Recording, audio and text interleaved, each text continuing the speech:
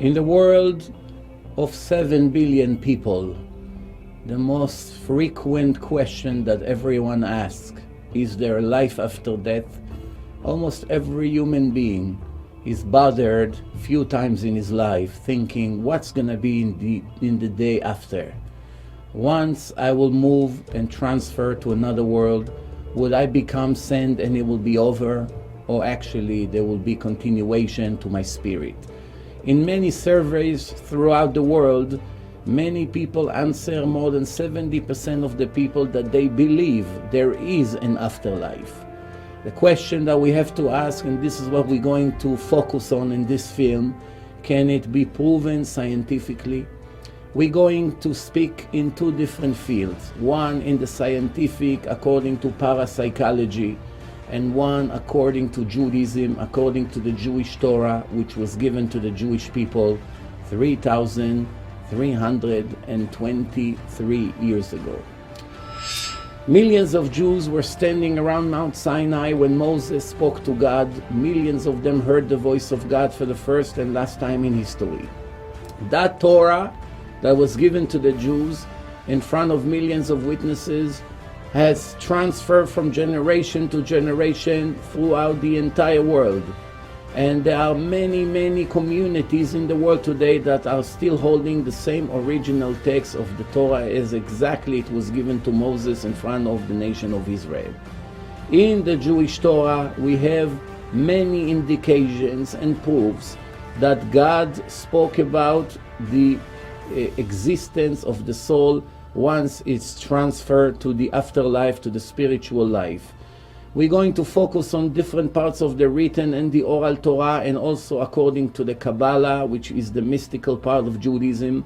And we combine it together with all the discoveries of the last 30 years of many parapsychologists, cardiologists, doctors, etc. We actually going to skip from one part to the other just to put everything together to clarify the picture to every person that has a doubt. By the end of this film, I believe any doubt whatsoever will be dismissed just 100%. In the beginning of the Torah, in the book of Genesis, chapter 2, verse 7, God is describing how he created the first human being, Adam. This is the first person that was created directly by God. He wasn't born to a woman. And God collected sand from the ground and created the image of the body, and he blew into his nostrils a living soul. Only after the soul was given, the person, Adam, was able to move, to talk, to walk, and to act in a spiritual manner. And if we continue to review the Tanakh, the Bible, in the book of Kohelet, King Solomon, chapter 12, verse 7, this is how it described the time of death. And the body will return to the ground, that's where it came from, and the spirit will return to the master who gave it. So, obviously, once the spirit, the soul, leaves the physical body, the body falls into the ground, and return into the ground in a period of about 11 months in the grave, and only the skeleton remains, no more flesh, no more ligaments, no muscles, nothing whatsoever, and the spirit returns back to the spiritual upper world. There are two transactions here. One, the creation of mankind, and one, transferring him into the afterlife, into the spiritual world. Is something like that can be proven scientifically, we're going to see in a few minutes. In the oral Torah, which is actually an integral part of the written Torah, came with the oral law. What does it mean, an oral law? God did not write all his rules and all his information in one book. The short version of the Torah, which basically mentioning the 613 commandments that a Jew has to keep in his life, in this life of a test that he lives in this world. It's 248 positive commandments, 365 restrictions. And the body of a human being is a combination of 365 ligaments, 248 organs. For every organ in the body, there is a positive commandment. 248 organs, 248 commandments. For every ligament, there is a restriction in the Torah. 365 ligaments, 365 restrictions, and this is basically the image of the soul. The soul looks exactly like the body without material. If you try to grab something, you won't feel anything. But the image of the soul, it's a spiritual image, is exactly like the body looks. When it comes to the number of organs and ligaments in the body, there's different ways to break them down. So the Mishnah, which is a part of the oral law, is breaking it 100% from 1 to 613 altogether. Pieces from the fingers, from the hands, from the joints, internal parts of the stomach. One by one, it comes to 613. So altogether, this is the image of the body, and of course, this is the image of the soul. So the oral Torah is all the explanation of the 613 commandments, the restrictions and the positive commandments, all the secrets, all the explanation, how to fulfill this commandment. All was given to Moses verbally, and he came down from the mountain. After 40 days, he was in Mount Sinai, and he transferred all the divine information that he received from the creator of the world, was giving it to the Jewish nation, showing them, practicing with them. With a period of 40 years, every Jew among the Hebrews, among the Jewish nation, was able to function 100% according to the book of God. As part of the oral law, this is what we call today the Talmud. The Talmud, or what we call in Hebrew the Gemara, which is commentaries about the Mishnah, about the Talmud. It was written eventually, approximately 2,000 years ago. For a period of 1,300 years, there was a restriction to write it down. Later, when the second temple in Jerusalem was destroyed by the Romans, and the Jews were sent to the exile, the president of Israel at that time, Rabbi Judah, the president, was afraid that we're going to lose the oral part of the Torah, which will dismiss Judaism completely. So he wrote the oral Torah, even though it was forbidden up to that moment. And that's what we call today the Mishnah. We're still learning it for the past 2,000 years all over the world. As a part of the oral law, this is how the Torah explains the creation of mankind. 3 partners in the creation of mankind: God, his father, and his mother. His father contributes the material that creates the bones, the ligaments, the nails, the brain inside the head, the white inside the eyes, and the mother contributes the material who creates the skin, the flesh, the hair, the pupils inside the eyes, and God contributes the spirit, the soul, the image of the face, the ability to see, the ability to hear, the ability to talk and to walk, the wisdom, the intelligence. Once the time came for a person to leave this physical world, comes God and take his share and leave what his father and mother contributed, and obviously the person falls and dies and finishes life in this planet. This is a description of how a person is created, and eventually when God comes, takes his share, which is the soul and the spirit, comes out of the body, then a person cannot walk, cannot hear, cannot talk, cannot remember, and basically cannot function.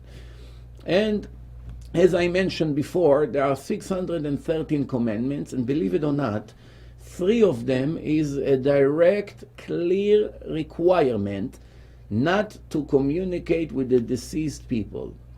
If God, by giving the Torah to millions of Jews, commanded them that they are not allowed to communicate with any person who passed away from the world, right away we understand that there is such an ability. If God told us, do not bother the dead people, do not ask them any question, do not communicate with them, right away I understand, obviously there's a way to do it. If I do not know how to do it technically, it doesn't mean it's not possible.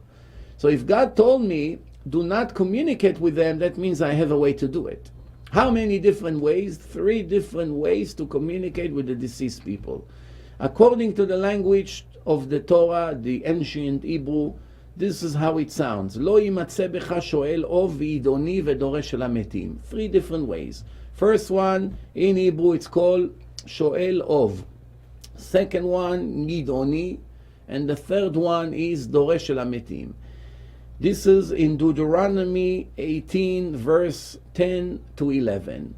Right there, over there, God said to the Jews, I forbid each one of you from disturbing the deceased people and asking them any questions.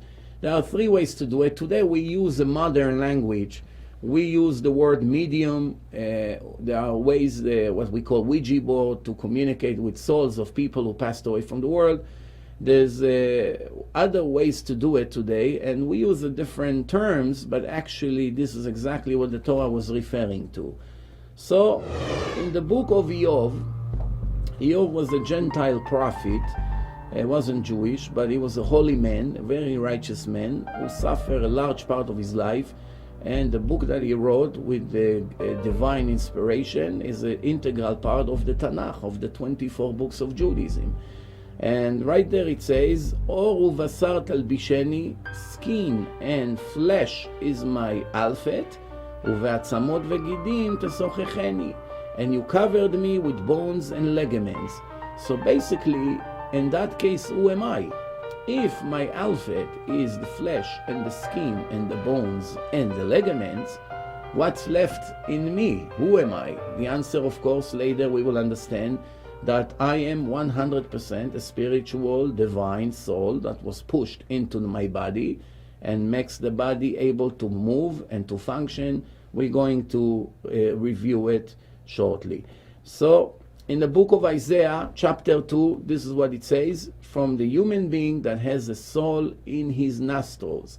As in Genesis, the beginning of the Torah, it's described that God pushed the soul into the nostrils of Adam, and only after that he was able to speak, to function, to remember things, to understand things. His intelligence started to function, and his wisdom, and all the parts of the body started to move simultaneously, obviously. So we are seeing that actually the master of the body is the soul, who is able to move every part of the body. And as we continuing, the Gemara, the oral Torah, in the chapter of Nida, this is a chapter who speaks about the impurity of a Jewish woman after she gets her monthly period.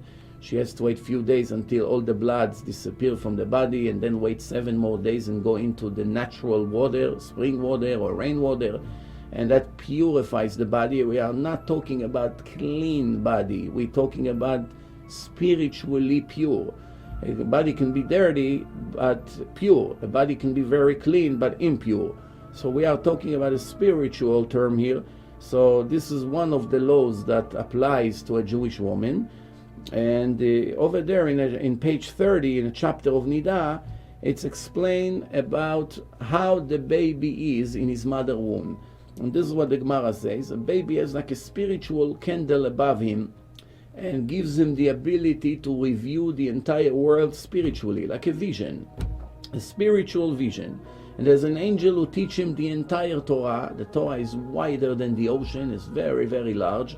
The angel is teaching him everything, and then just before he comes out to the world, he taps on his top lip and makes him forget everything he learns. Of course, everything stays in his subconscious, and he goes out, and now the mission of life, as a major part of the test of life, is for a Jew to review and learn the Torah. The more he learns, the more higher spiritual level he can reach. And this is basically one of the main tests in life of a person to be able to be righteous and close to God, is to be knowledgeable in his Torah. The more knowledgeable a person is, automatically he knows the rules, and he knows what violations not to violate and what commandments to practice, and to do it in a correct way. And according to Kabbalah, 500 years ago, there was a legendary Kabbalist, the biggest in the last 2,000 years, since the Holy Zohar, the foundation of Kabbalah, was written by Rabbi Shimon Bar Yochai in the land of Israel. one major student, his name was the Ari, the holy Ari that lived 500 years ago in Israel, in the city of Tzfat. He had a major student, his name was Rabbi Chaim Vital, and everything we know from the Ari comes from his student who was writing every word who came out of his mouth. And this is what he writes. The body of a human being is not the person itself. This is only the flesh, the skin, the body of a person. As the Torah referred to the body, the Torah called it basar, the flesh, but not the human being himself. So obviously the human being himself is something more internal. And the body is only the outfit, just like when a tailor prepares a suit into a person's body. And here God is prepared an outfit which will cover the soul, the divine soul, which is inside the body. Technically, to be more precise, is in the brain. The place where the soul is in the brain. And once the time for a person comes to leave the world, the soul exits the body, goes up to heaven, to the court of heaven, to the spiritual world, and received a new outfit. It would look exactly like the image of a person, how he lived here, but without any material. There's no material over there. It's 100% spiritual. In the Hebrew term for that, it's called Chaluka de Rabbanan, a special a kilt, spiritual kilt, to put the soul inside once the soul exits the physical world and go to the spiritual world. And we're going to continue now, and we're going to speak now about 5 different ways to prove there's life after death. 5 different ways.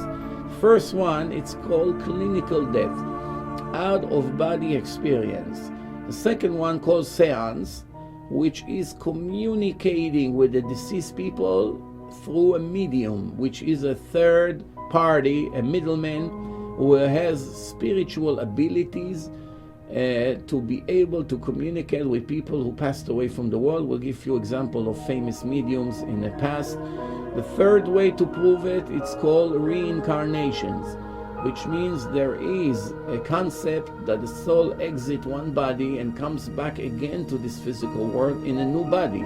Technically, it's exactly the same soul who died 10, 20, 30 years ago, and now it returns back into the world in a new body, a new physical image, but exactly the same soul who come to continue the test from where it left in the last life, in previous life.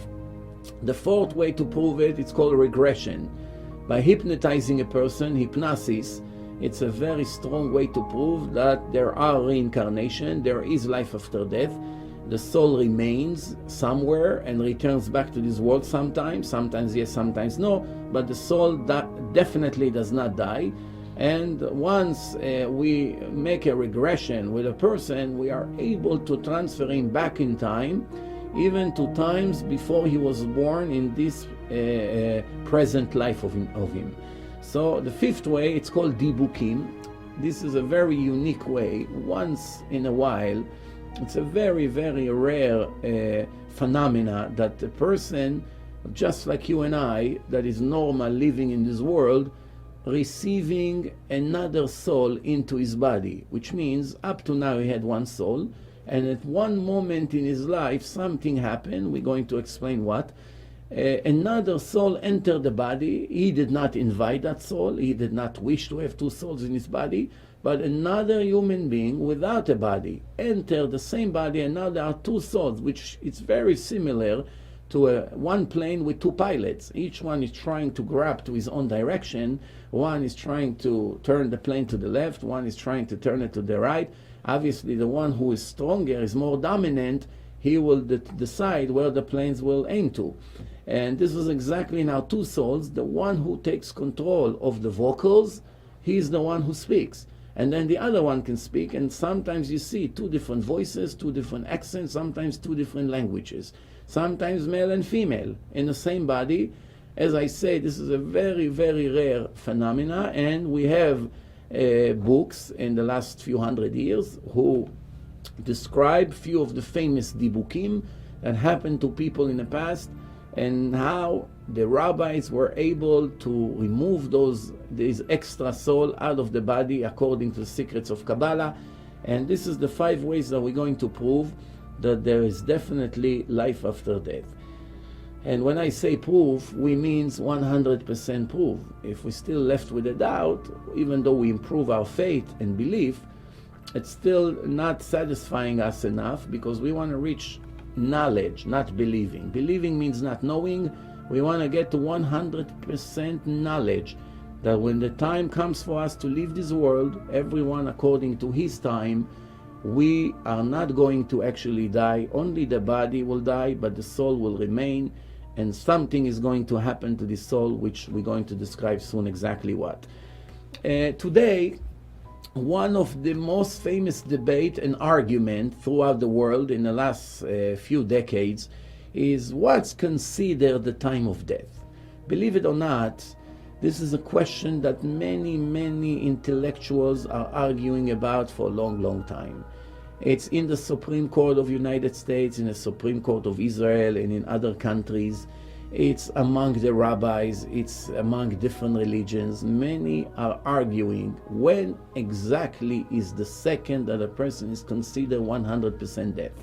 Some would claim that when the brain dies. Some would claim when a person cannot breathe. Some would claim that when a person's heart stops beating. There are different arguments when exactly we can say that this person is dead, and of course there are legal issues relates to it. But one thing, everyone agree, if there are 5 symptoms simultaneously in this individual, then everyone agree that is considered 100% dead. If not all 5 symptoms are there, there are arguments when exactly we can say for sure that he died. Different kinds of opinions. Where this debate comes from, what's the root of the argument? The answer is that according to the Torah, which was given more than 3,300 years ago, the Torah was describing the time of death in a very simple manner.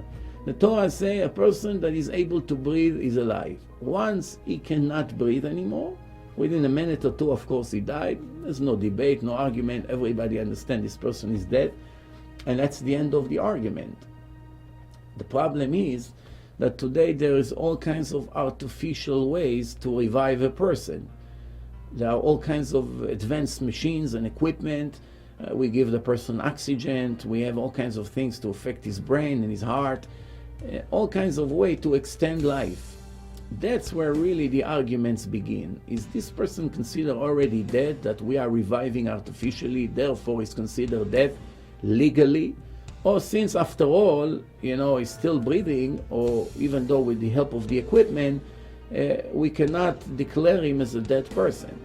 That's why there's different kinds of opinion, different kinds of arguments. But one thing everyone agree, as I said, once all 5 symptoms exist in a person, everyone would sign on his death certificate with no hesitation. What are the 5 symptoms? The first one is no brain waves. The brain does not function anymore. The equipment show us no brain waves. Second, the cells of the brain do not receive any oxygen. Up to now, it was receiving constantly oxygen, and no more oxygen is supplied into the brain from the lung. The third symptom is no heart beating. The heart stopped working. No heartbeat, no pulse. That's the third symptoms. Later, a few minutes later, a drop in the body temperature.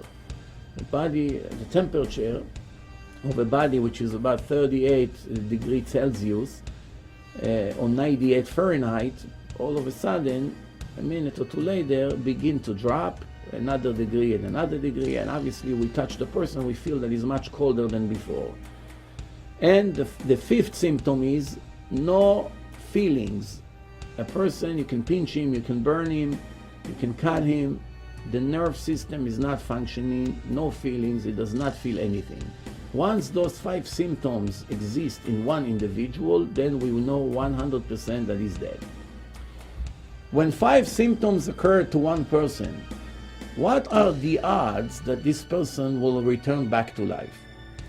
So according to science, according to the medical world, if a person has those 5 symptoms simultaneously more than 6 minutes, even if he will return to life, a miracle would happen and this person will come back to life, he will be permanently brain damaged for the rest of his life. His memory will be wiped out and many other things there's no way to correct.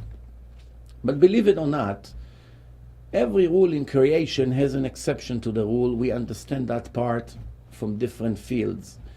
But today, the exception of the rule seems to become a rule by itself.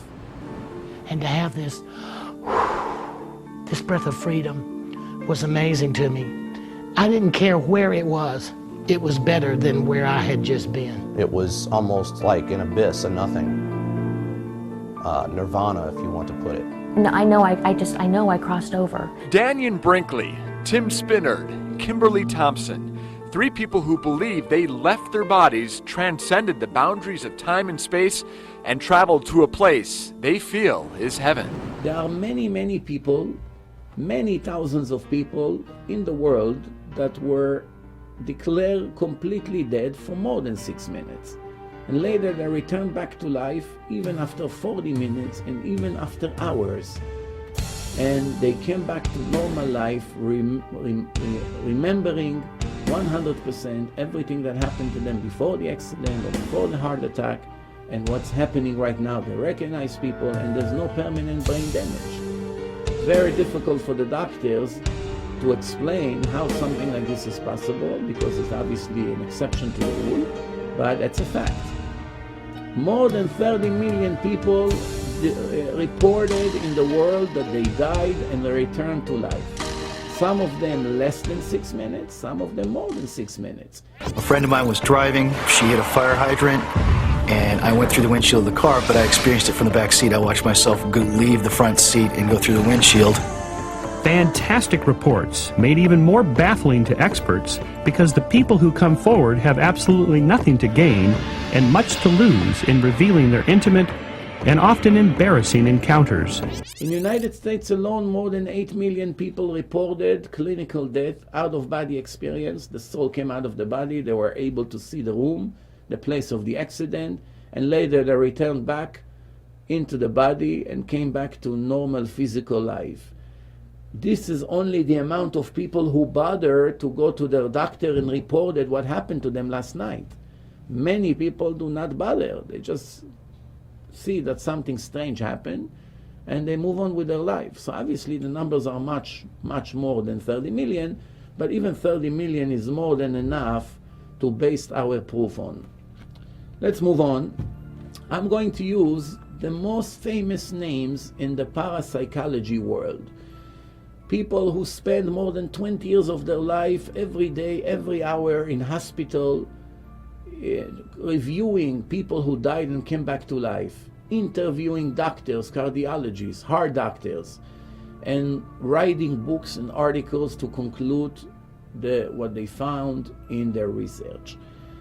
One of the most famous one, Dr. Raymond Moody, a psychiatrist from Virginia University, interviewed 150 people who died and came back to life and concluded his discoveries in a book that called The Life After Life, was translated to 30 different languages. A very, very bestseller of Dr. Raymond Moody. And another famous psychologist, Dr. Carlos Osis, is from the American Union of Psychology, interviewed 877 different doctors who testified what happened to their patients when they died and later came back to life, and published his discoveries in a book, The Time of Death, and many, many articles about this issue. Another famous one, Dr. Kenneth Ring, is a psychologist, a professor from Connecticut University, research and interview 102 patients that died and came back to life. Published his book, The Life in the Death. Dr. George Ritchie, the president of Richmond Academy of Medicine and the head of the psychiatry unit of Towers Hospital, he wrote a book, The Return from the Tomorrow, which he concluded all his discovery in all the research that he had about this subject. The most famous in the world today, Dr. Elizabeth Kobler-Ross from Detroit, a world-known psychiatrist. More than 20 years she dedicated every day of her life to interview and discover and do all kinds of researches about people who died and returned to life. She published many books about time and death and many articles. She's known as very, very famous specialist in this subject, and we're going to see their discovery soon, and then of course we're going to combine it together with what the Jewish Torah had to say from 3,300 years ago, and we find a beautiful match that everything that the scientific world is discovering, basically the Torah already knew in a very, very primitive generation, more than 3,300 years ago. Dr. Maurice Rawlings, a cardiologist from Tennessee University, interviewed 300 patients who died and came back to life, and published a book, Beyond the Point of Death. Dr. Fran Schoonmaker, a cardiologist from Denver Hospital, interviewed more than 1,000 cases of people who died and were able to come back to life. And of course, he has a lot to say about his discoveries. There are many more. We don't need all the parapsychologists in the world. It's enough we use 10 of the best ones in the world, and exactly we have to listen to everything they discover. They bringing scientific proofs that leaves no doubt that actually in the time of death their real life begins. As I said, more than 30 million people had that experience, and when they were interviewed, we find that they all have mutual elements to report. They're speaking about the same experiences that they had. It's amazing because we are talking about people from different languages, different countries, different cultures, different ages, men, women, all kinds of people. Some of them were dead more than 6 minutes, some of them less, but when they returned back to life, they're all discovering more or less the same movie. And let's see exactly what they have to say. First thing, which is a very common thing, they all reported that from the moment of their accident or the heart attack or whatever the case was, from that moment they felt that they came out of their body, the body fell on the ground, and from that moment on they were flying above the body just like a leaf that flies in the air from the wind. And slowly, slowly they were rising higher and higher and higher towards the ceiling. Some of them already went above the ceiling, above the roof of the hospital, and some of them didn't reach that point. They all reported that once they were out of their body, they were able to function, to hear everything that is happening all over the hospital. They were able to describe every room in a hospital, even though their body was in the first floor in the emergency room. There was no way physically they went to the 7th floor or to the 10th floor in a hospital. They were able to describe in details with names and colors what's happening in almost every room of the hospital. Even giving descriptions of what happened on the roof of the hospital. And later they went and checked and they saw that everything they reported is 100% precise. And it's very interesting. Then they report that even though they travel in the entire hospital, at the same time they can describe simultaneously what is taking place in somewhere in a highway where the accident took place. So they can be physically in 2 different places at the same time. They are right here in a hospital in one city, and at the same time they're describing what happened exactly where the accident took place, which can be sometimes 5 or 10 miles away. And this is something that a person cannot do, be in 2 places at the same time. We all understand that.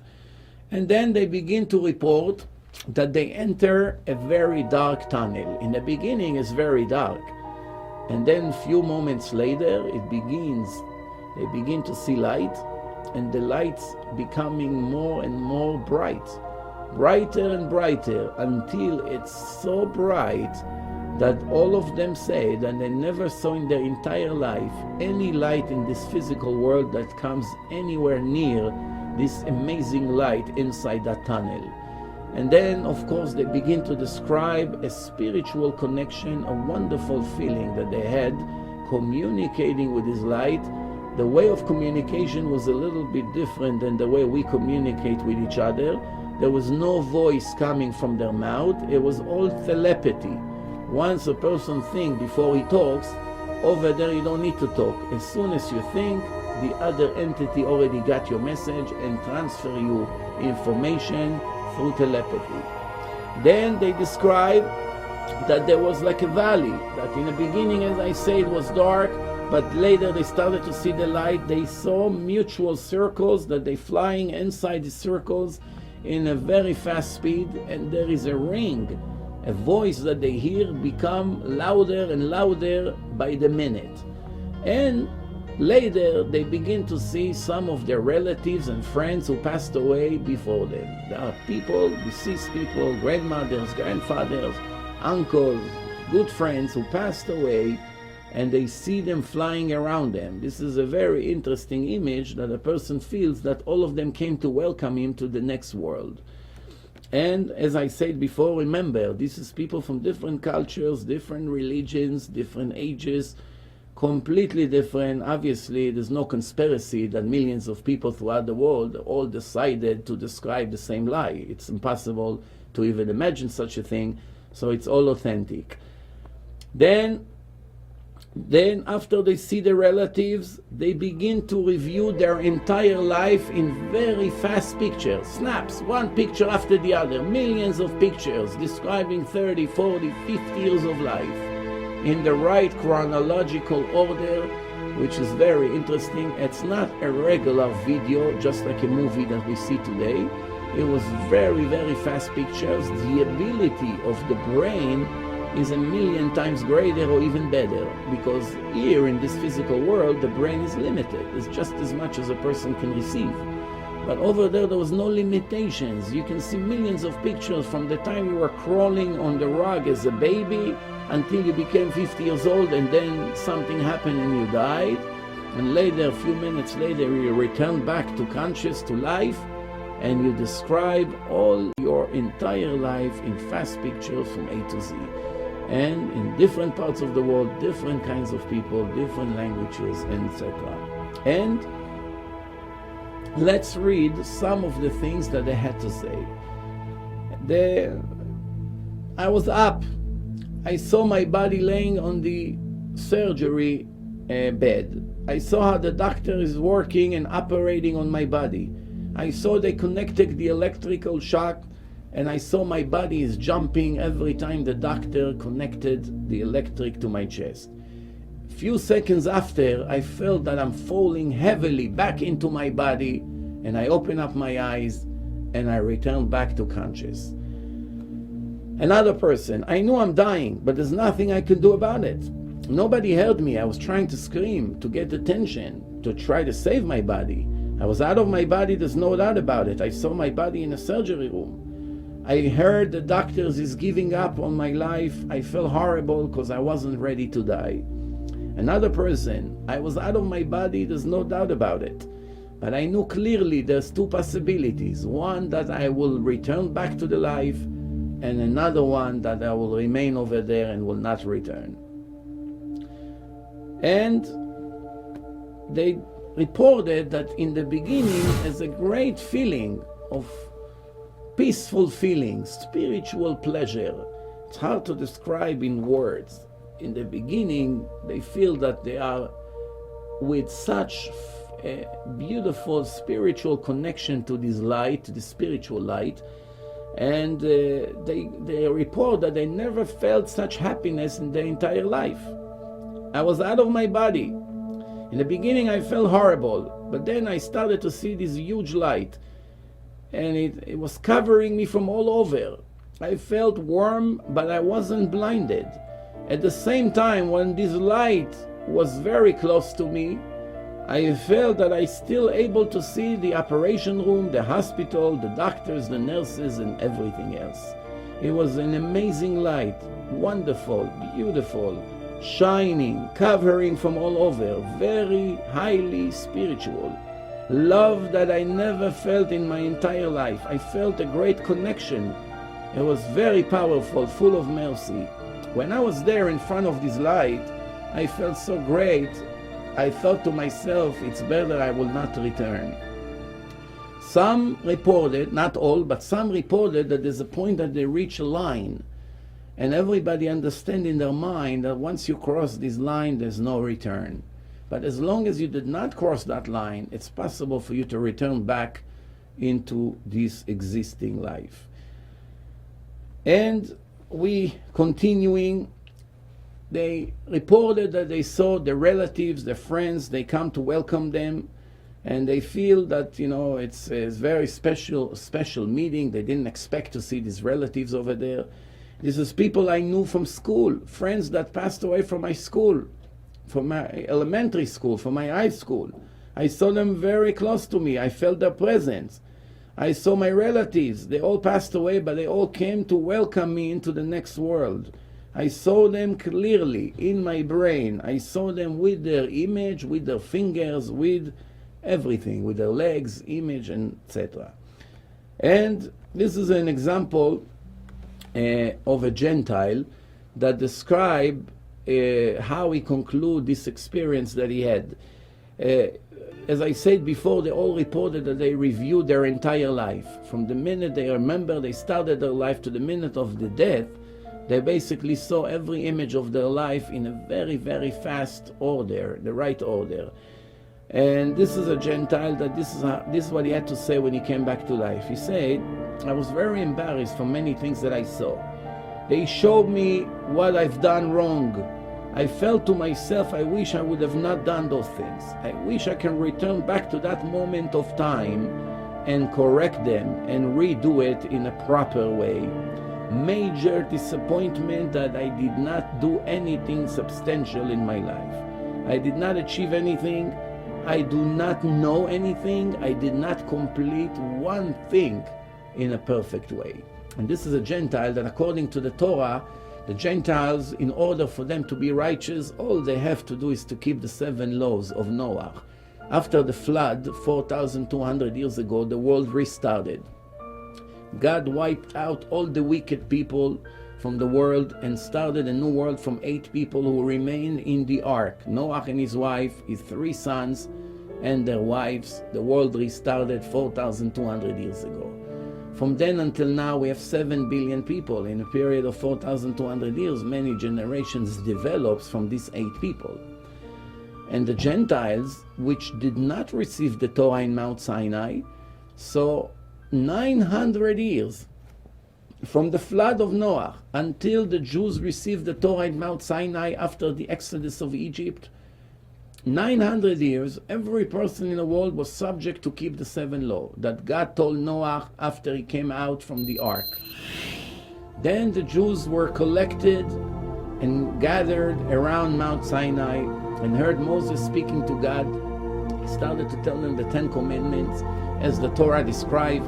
Once he concluded the 2nd commandment, the Jews could not take the event. It was too hard for them. It was too scary. They started to beg Moses, please, you go and speak to God. Whatever he say, we promise to do. Moses had to relax them and say, no, God is not doing any harm to you. It's only a test. He loves you. He promised to your father, Abraham, Isaac, and Jacob, that he will continue the covenant with their children. So there's nothing for you to be afraid. All the nice words of Moses did not help. The Jews just was afraid to hear God continuing with his voice. And Moses went up for 40 days and brought out the written, the oral Torah, and the 10 commandments. This is how it is described in a chapter of Jethro in the written Torah, how exactly it was: a voice of a shofar, a horn, a very, very loud siren who becomes stronger by the hour, a huge amount of fire on a mountain, fog, the floor was shaking, and then the voice of God started, and millions of witnesses saw for the first and last time in history a religion started in front of millions of witnesses. There are more than 80,000 religions and cults today in the world. All of them claim they got something from God, most of them at least. The only difference is, the only problem is that it's all started with the story of one individual. One day Muhammad came from the desert and claimed Angel Gabriel gave him the Quran. Nobody ever witnessed that event, according to the Quran itself. One day Mary said that she had a dream and God came to her in a dream and made her pregnant. Nobody can witness a dream. Nobody ever saw that God really spoke to her. She had all the reason to say a story to save her life after becoming pregnant without her fiancé, without her husband. Joseph the carpenter went away, comes back, he finds she's pregnant. She told him something, obviously to protect her dignity, and now the world has to choose if they want to believe that story or not. So a main religion, Christianity, is based on the story of a woman that claims she had a dream. There are a few problems with this dream, because in the book of God, the Torah, what the Christian call the Old Testament, it says clearly that God warned people, Jews and non-Jews, that one of the most horrible sins is to touch a married woman. If she belongs to one man, no other man is allowed to touch her, not to talk about having full relation with her. So obviously, if someone does such a thing, both of them are subject to a horrible punishment. It's not realistic that God himself, after warning so many times not to do such a horrible, ugly thing, went and did something like this himself, went to a married woman and made her pregnant. That's something that it's hard to believe, but believe it or not, we find today more than 1 billion people who follow that story, dedicate parts of their life to a story of one individual. Same thing Buddha. One day Buddha came, he claimed that he saw the light. How many people witnessed it? None. But Judaism, which is the first religion, it's 1300 years before Christianity, 1800 years before Islam.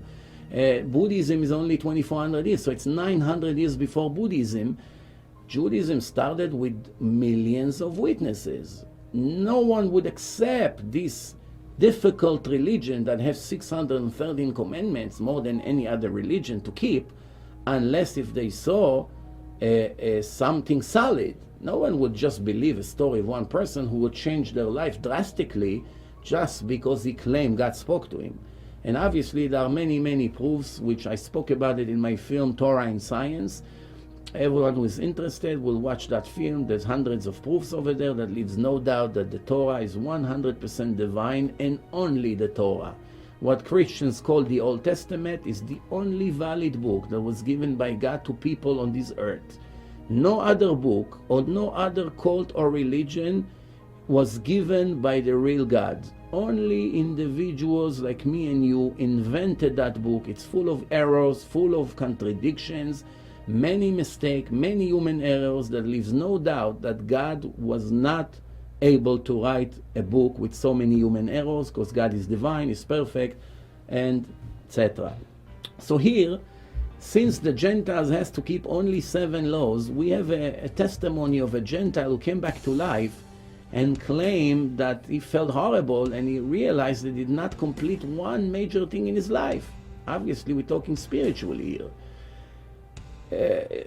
It's needless to say that by the Jews, the responsibility is much higher. The reward and the punishments of a Jew is much greater than a Gentile. Once he does good, his reward is in a higher level. Once he does bad, his punishments is in a higher level. It's all measure for measure. And as we see, to follow 613 laws as opposed to 7 is a big difference. But also the reward and the punishments are completely from a different league, as we review in the Torah. But a Gentile that keeps the 7 laws is considered a righteous Gentile and goes to heaven. Now remember, being a righteous Gentile has nothing to do with Christianity, Buddhism, Hinduism, and Islam. Nothing whatsoever.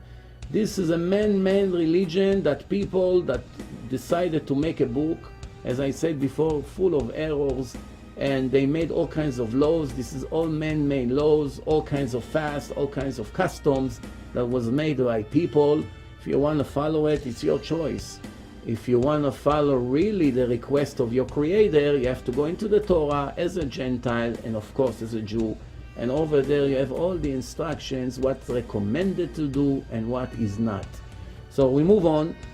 We're back to our subject here. We are reading some of the testimonies of people who died and came back to life, how they describe what happened to them when they were out of their body, even for more than 6 minutes. Dr. Elizabeth Kovler-Ross, the world-known psychiatrist, that she's been investigating this subject for more than 20 years, and wrote books and articles about it. This is what she writes. People who parts of their body were chopped off. They were reported that once they left their body and they felt that the soul is flying in space, they were complete again. There's no parts missing. More than that, people who are blind reported in colors. When they are alive, they cannot see any colors. But at the time that they came out of their body, they were able to describe everything in colors. Once the soul returned back into the body and they came back to conscious, again they see everything black. But the 5 or 10 minutes they were out of the body, they were able to describe everything in colors. More than that, people who were born blind. Up to now, I was speaking about blind people who at one point of their life became blind, so they recognized color from the days they used to see. Now we are talking people who were born blind. They never saw colors 1 second in their life.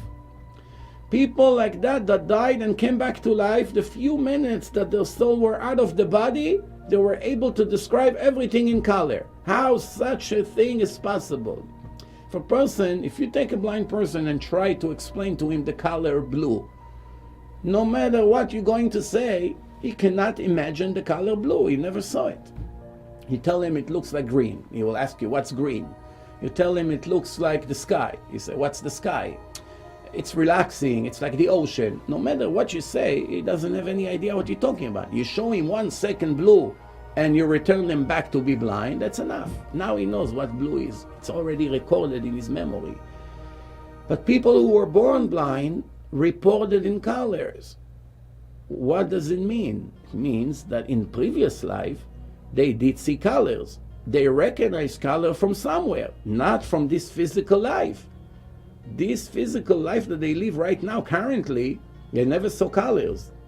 When the soul came out of the body, as the Torah said, there's no limitation of distance, of memory, of visions, of hearing, no limitations whatsoever, because the soul is a spark of God, is a spiritual, complete, perfect spark of God Himself. No limitation whatsoever. Same thing, God is not limited.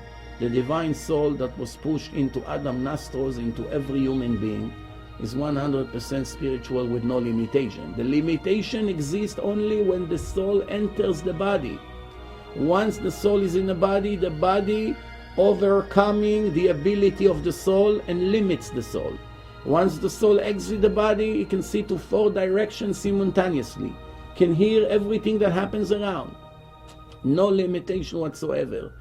So people who came out of their body, blind people who were born blind, when they came back to life, they were able to report everything that happens in a hospital in colors. What jacket the doctor is wearing, what color his glasses, the watch, the equipment in the room, everything. Which leaves no doubt that they received this ability in previous life. Otherwise, where else they bringing this knowledge from? So the conclusion of Dr. Elizabeth Kovler-Ross, she says like this: I know beyond any doubt that once we will die, life will continue. Those who want to hear will hear, and the ones who want to ignore will ignore. But there's no doubt whatsoever for me that life really begins in a time of death. Dr. Kenneth Ring, I believe that we will remain in our conscious, in our spiritual way, once our physical body will die, but the soul will remain. The conclusion: a person is a combination of body and soul. The soul will separate from the body will return to the sand, will evaporate eventually, but the soul will remain forever.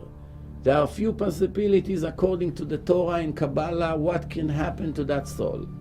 One option is that the soul will be given another chance, and that's what we call reincarnation, which we're going to speak about shortly. The soul will enter again a baby that is about to be born and start a new life 60, 70, 80 years somewhere with new tests, as God is watching every step that person will do and eventually will decide what to do with him in the next time of death. That's one option. Sometimes the people can be reincarnated in bodies of Down syndrome and autistic kids, which means they are not here for a test. It's strictly a punishment for certain sins they used to do in their previous lives. Usually these kind of people are mute and dead. It's all measure for sins that they did in previous life with their mouth and their ears. And that's usually righteous people who did everything right except one problem: speaking bad about others and listening to bad about others, enjoying other people's problems. They are usually the ones who come in this kind of reincarnations. There's another options. There are different kinds of reincarnations in raw material, such as rocks, sand, in plants and in fruits and vegetables. That's another options of reincarnation. There's reincarnations in animals, such as dogs, birds, snakes, etc. And there is one more option, that a person's soul goes to a place what we call Gehenom in Hebrew, which is hell in English, or heaven. That means the soul is finished his correction, goes to heaven, and doesn't have to come back to any test. He passed his test and he's done with this physical world. However, the ones who go to hell, there are 7 different parts over there. This is what we call a dry clean for the soul. Believe it or not, that's already a positive place, even though the suffering is tremendous over there. But the soul gets cleansed from all the spiritual stains that a person accumulates with all the sins that he did in his previous life.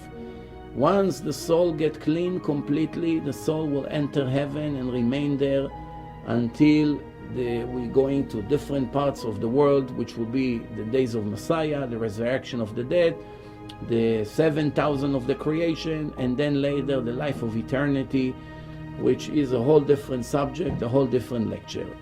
Then, so we understand that there are 7 different parts, one below the other. That's what we call Gehenom, hell. And there's one more option, it's called Kaf HaKela, that the soul is in space. And this is a very horrible situation. Hope none of us will ever get to that situation, but the Torah said that the wicked people are being put in space just like a slingshot and fly from one place to the other with no rest whatsoever until eventually this kind of punishment finish. We are talking really, really wicked and evil people that did very bad against God and against humanity. Those are the ones who usually get this kind of punishment. But there are many people, that were righteous and listened to all the instructions of God, and when they died, in their previous life they made repentance for the sins and they came pretty clean and they go to heaven. And in that case, they don't have to go through this procedure of cleansing their soul, because they did it with their free choice while they were living here in this physical world.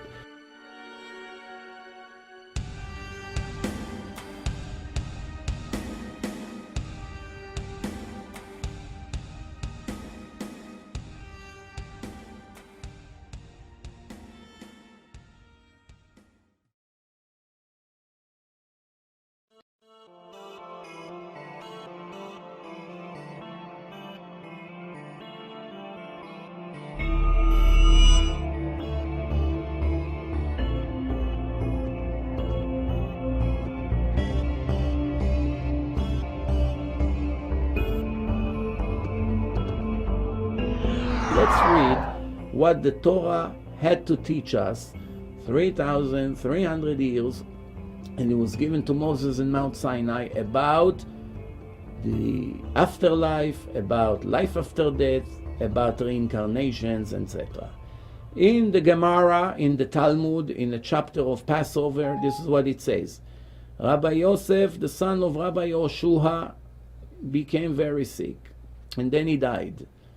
Then later, when he came back to life, his father asked him, "What did you see in the upper world?" He told him, "I saw everything is the opposite of what we think here. Those who are very important in this world are nothing over there. And the ones who are not important over there are very important in the upper world. And his father told him, son, this is really the way the Torah told us that that's how it's going to be. The ones who learn a lot of Torah here, they don't deserve the respect and the honor. They don't get the respect and the honor that they deserve. Why? Because over here, people like to respect all kinds of financially successful people, famous people, movie stars, athletes, etc. But over there in the world of the truth, they appreciate someone who learned the book of God all his life and reached a very high level of righteousness. That's why those who are not so important here, they're not famous, they are very important over there. But the ones who are very rich and famous and important over here and make many sins and crimes against God, over here they receive a lot of attention and respect, but over there they're going to have a very serious problem. So this is the conclusion of this page in the Talmud. Then the son says one more thing. He says, I heard an announcement where I was dead and my soul was there in a court of heaven. I heard an announcement. How lucky is someone who came here with Torah knowledge in his hand, which means he gained lots of knowledge of the book of God, and now this knowledge is going to serve him and reward him, etc. Then in another place, this is in the Zohar, the sages, our rabbis from more than 2,000 years ago, this is what they write. Rabbi Krospadai, one of the rabbis who lived at that time, everyone was sure he died. They checked his pulse, whatever, his breath, and he was dead. Later, he came back to life and described the elevation of his soul to the upper world and started to describe his trial. According to Judaism, when a person passed away, once the soul exits the body, there is a period of 7 days that the soul goes back and forth from the grave in a cemetery to the house where the relative sits on the floor. It's called sitting Shiva. Sitting Shiva, it's 7 days of mournings, you know, that the relative, the sons, the daughters, the brothers, the sisters, they sit on the floor on a mattress or something and they mourn for the death of their dear. That period of 7 days, the soul still travel back and forth from the grave into the place. After that, the trial begins. What does it mean, the trial? Every person who finishes his life term has a 1-year trial in the court of heaven in front of God and the court of heaven. The difference between the court over here and this physical world to that court, that over here people lie and deceive and bring false testimonies and false documents and do everything they can to fool the judge and the jury and go out of any guilt. But over there, there's no lies, because everything is recorded. As the Torah said, there's an eye who watch over you, there's a ear who listens to you, and everything you do is registered in the book of God. There's not one beep that came out of a person's mouth that he will be able to hide. There's nobody to bribe. There's no possibility to change details like people do here. So over there, it's a serious trial. And once a person go there, it's a period of 1-year trial. That's why the Jewish custom is a very old custom of saying a special prayer for the deceased people, what we call Kaddish.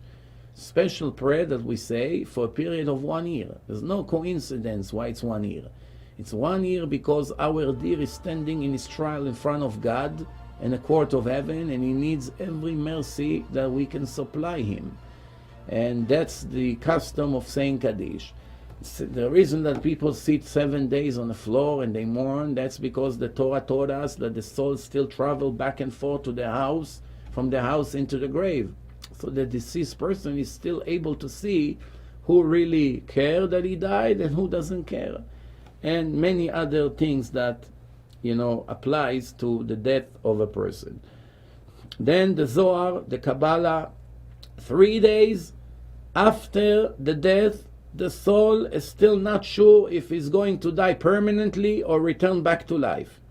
7 days it travels back and forth from the grave, and after 7 days it's clear 100% that life here really ended. When the soul comes out of this world, it enters a cave. The cave of Abraham, Isaac, and Jacob. Spiritually, fly through that cave into heaven, into the upper world. Then Rabbi Dosa said in Exodus 33, the Torah say, God speaks and say in the Torah, a person cannot see me and remain alive. No person can see my holiness and stay here to testify about it. But once he died, everyone will see me. Why? The Torah say, everyone who goes down to the grave will bow down in front of God. Every person, the Kabbalah say, that goes to the next world will see the light of God. And the Zohar in a chapter of Kedoshim, of holy, this is a chapter in the Torah, so the Kabbalah is speaking about it. There's nothing harder to the soul from the separation from the body. And a person does not die until he sees the light of God. Out of strong desire to this light, he comes out of the physical body towards that special light. Remember what all the deceased people who died and came back to life describe? All over the world, from different cultures, different religions, all of them describe they saw this great, huge spiritual light.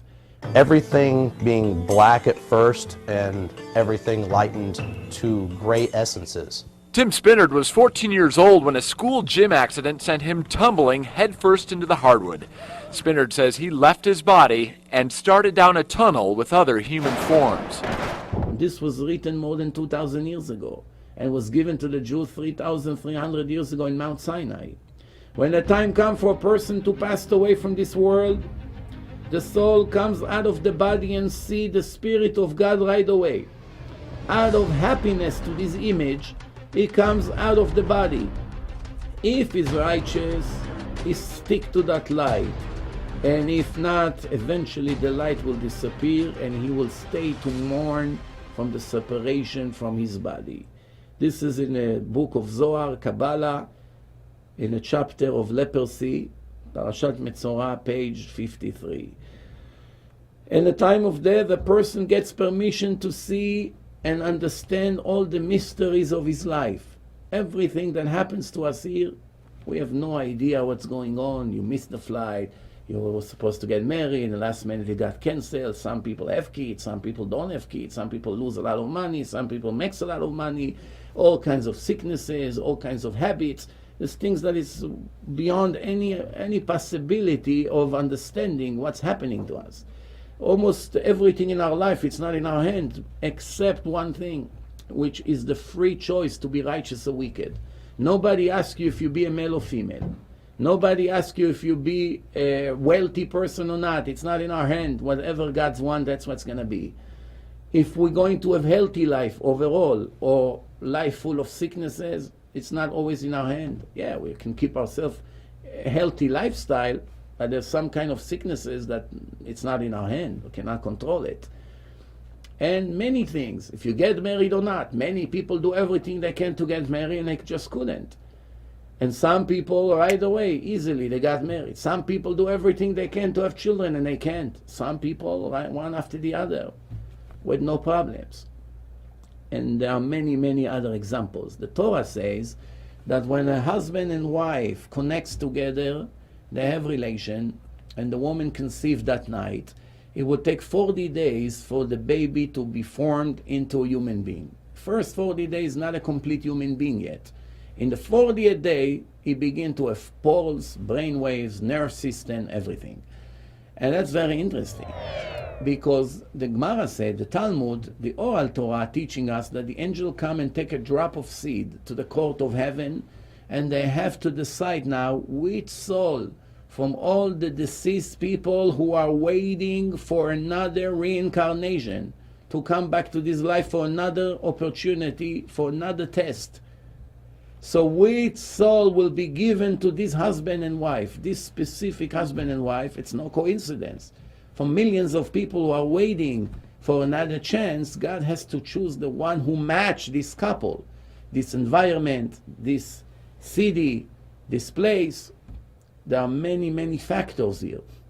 And once you decide which person comes back, this person will come back with the weaknesses that he still did not correct in his previous life. Which means, if in his previous life he started very stingy, But throughout his lifetime, eventually he worked on his problem and became a generous person. But he has to correct other things, such as laziness, such as anger, and other problems that he has. When he will be reborn into a new life, he doesn't bring the previous weakness that he had, which was being stingy, because he already corrected it. However, since he did not correct his anger problem, he's born with anger problem. That's the reason sometimes you see little kids, one is 2 years old and the other one is 2 years old. One is very angry, every little thing is scream and throw things and is very violent. And the other one is very calm and relaxed and is not violent, is not screaming, is not getting angry. Sometimes you look at the baby, you give them a bag of pretzel, and then you ask them to give you one. First one will give you the entire bag without crying. Second one will give you 2, 3. Once you ask for too much, you begin to cry. And the third one, even one will not give you. Who told him to be stingy? He's only 2 years old. Nobody told him how many bags of pretzels we have. Maybe I can give him thousands of bags. There's no limitation. How does he know to be able to scream and cry when I took too much from him? You know, it's very interesting. The answer is he died stingy and he came back to the world with the same weakness. Same thing women. Women that had modesty problems, they are born with modesty problems since they never corrected it. But women who already corrected the modesty issues, when they're born into this new world, they don't have this test. They passed that test in their previous life. That's why when they come back to life again, they don't have a strong desire to be not modest and to live a non-modest life. So everything that we have here, all the desires that we have, and all of us have different desires. Some have more in here and have less in there. This is not coincidence. It's not the nature of a person. This is how he died in his previous life. And he still was given another chance by God to correct. But eventually the chances will be over. And the person will have to be judged permanently for his status for eternity. No more tests, no more correction. As long as we are alive, we can correct. Once we passed away, there is no guarantee that we'll be given another chance. Some of the wicked people were not returned here. There's no guarantee that a person will come back again in reincarnation. The Torah says, when a person passed away, he began to understand all the mysteries. Many things that happened in his life, how many things God saved him from, how many favors he did to him. Why did he miss certain flights? Why did he miss the bus? Why this is what happened to him? Why he never had kids? Why he never got married? Why he got married 3 times? All the things that we don't understand why and why and why, all the answer will be given in the time of the death. And one more thing, the next world, the Torah say, is wide, no borders, no walls, no ceilings, no limitations. Huge light, spiritual light that is different than the light that we have in this world. When the time comes for a righteous person to pass to the next world, God is commanding all the righteous people who already passed away, go and welcome him. And they all come and say, come in peace. This is in a Talmud, in the chapter of Ketubot, page 104. And the time for a person came to die, he gets permission to see his relatives and friends from this physical world, and he's able to recognize them. If you remember, the people who died, they all reported that they saw their relatives and friends. This is in the Torah that was given to us 3,300 years in Mount Sinai. How the Torah was able to know? The answer is, of course, God gave us the book and he told us all the secrets. No human being was able to predict such thing and to know such things. Everything I saw in the name of science and parapsychology is discoveries that almost all of them are only 30 years old and less. Most of them nobody knew 100 years ago. This is information who came from 3,300 years ago, from very primitive generations. We didn't have the equipment that we have today. There was no ability to revive people in a surgery room. You're either alive or you're dead. Once you stop breathing, you're dead. There's no other way. And those people who reported what happened to them when they died, as you can see, the Torah already told us all this information from A to Z, but there's much more to come. When a person when a righteous person is passing away from the world, God sends all the righteous people to welcome him, and they say to him, come in peace. And then he gets permission to see all his friends and relatives and recognize them in their image. And they're happy towards him, and they welcoming him, and they're walking him through. This is in the book of Zohar, the Kabbalah, in the chapter Vayechi, page 218.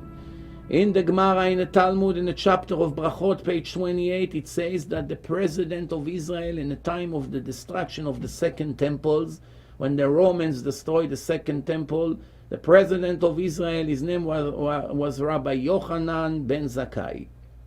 And in the time of his death, he said to his students around his bed, prepare a chair for Chizkiyahu, the king of Judah.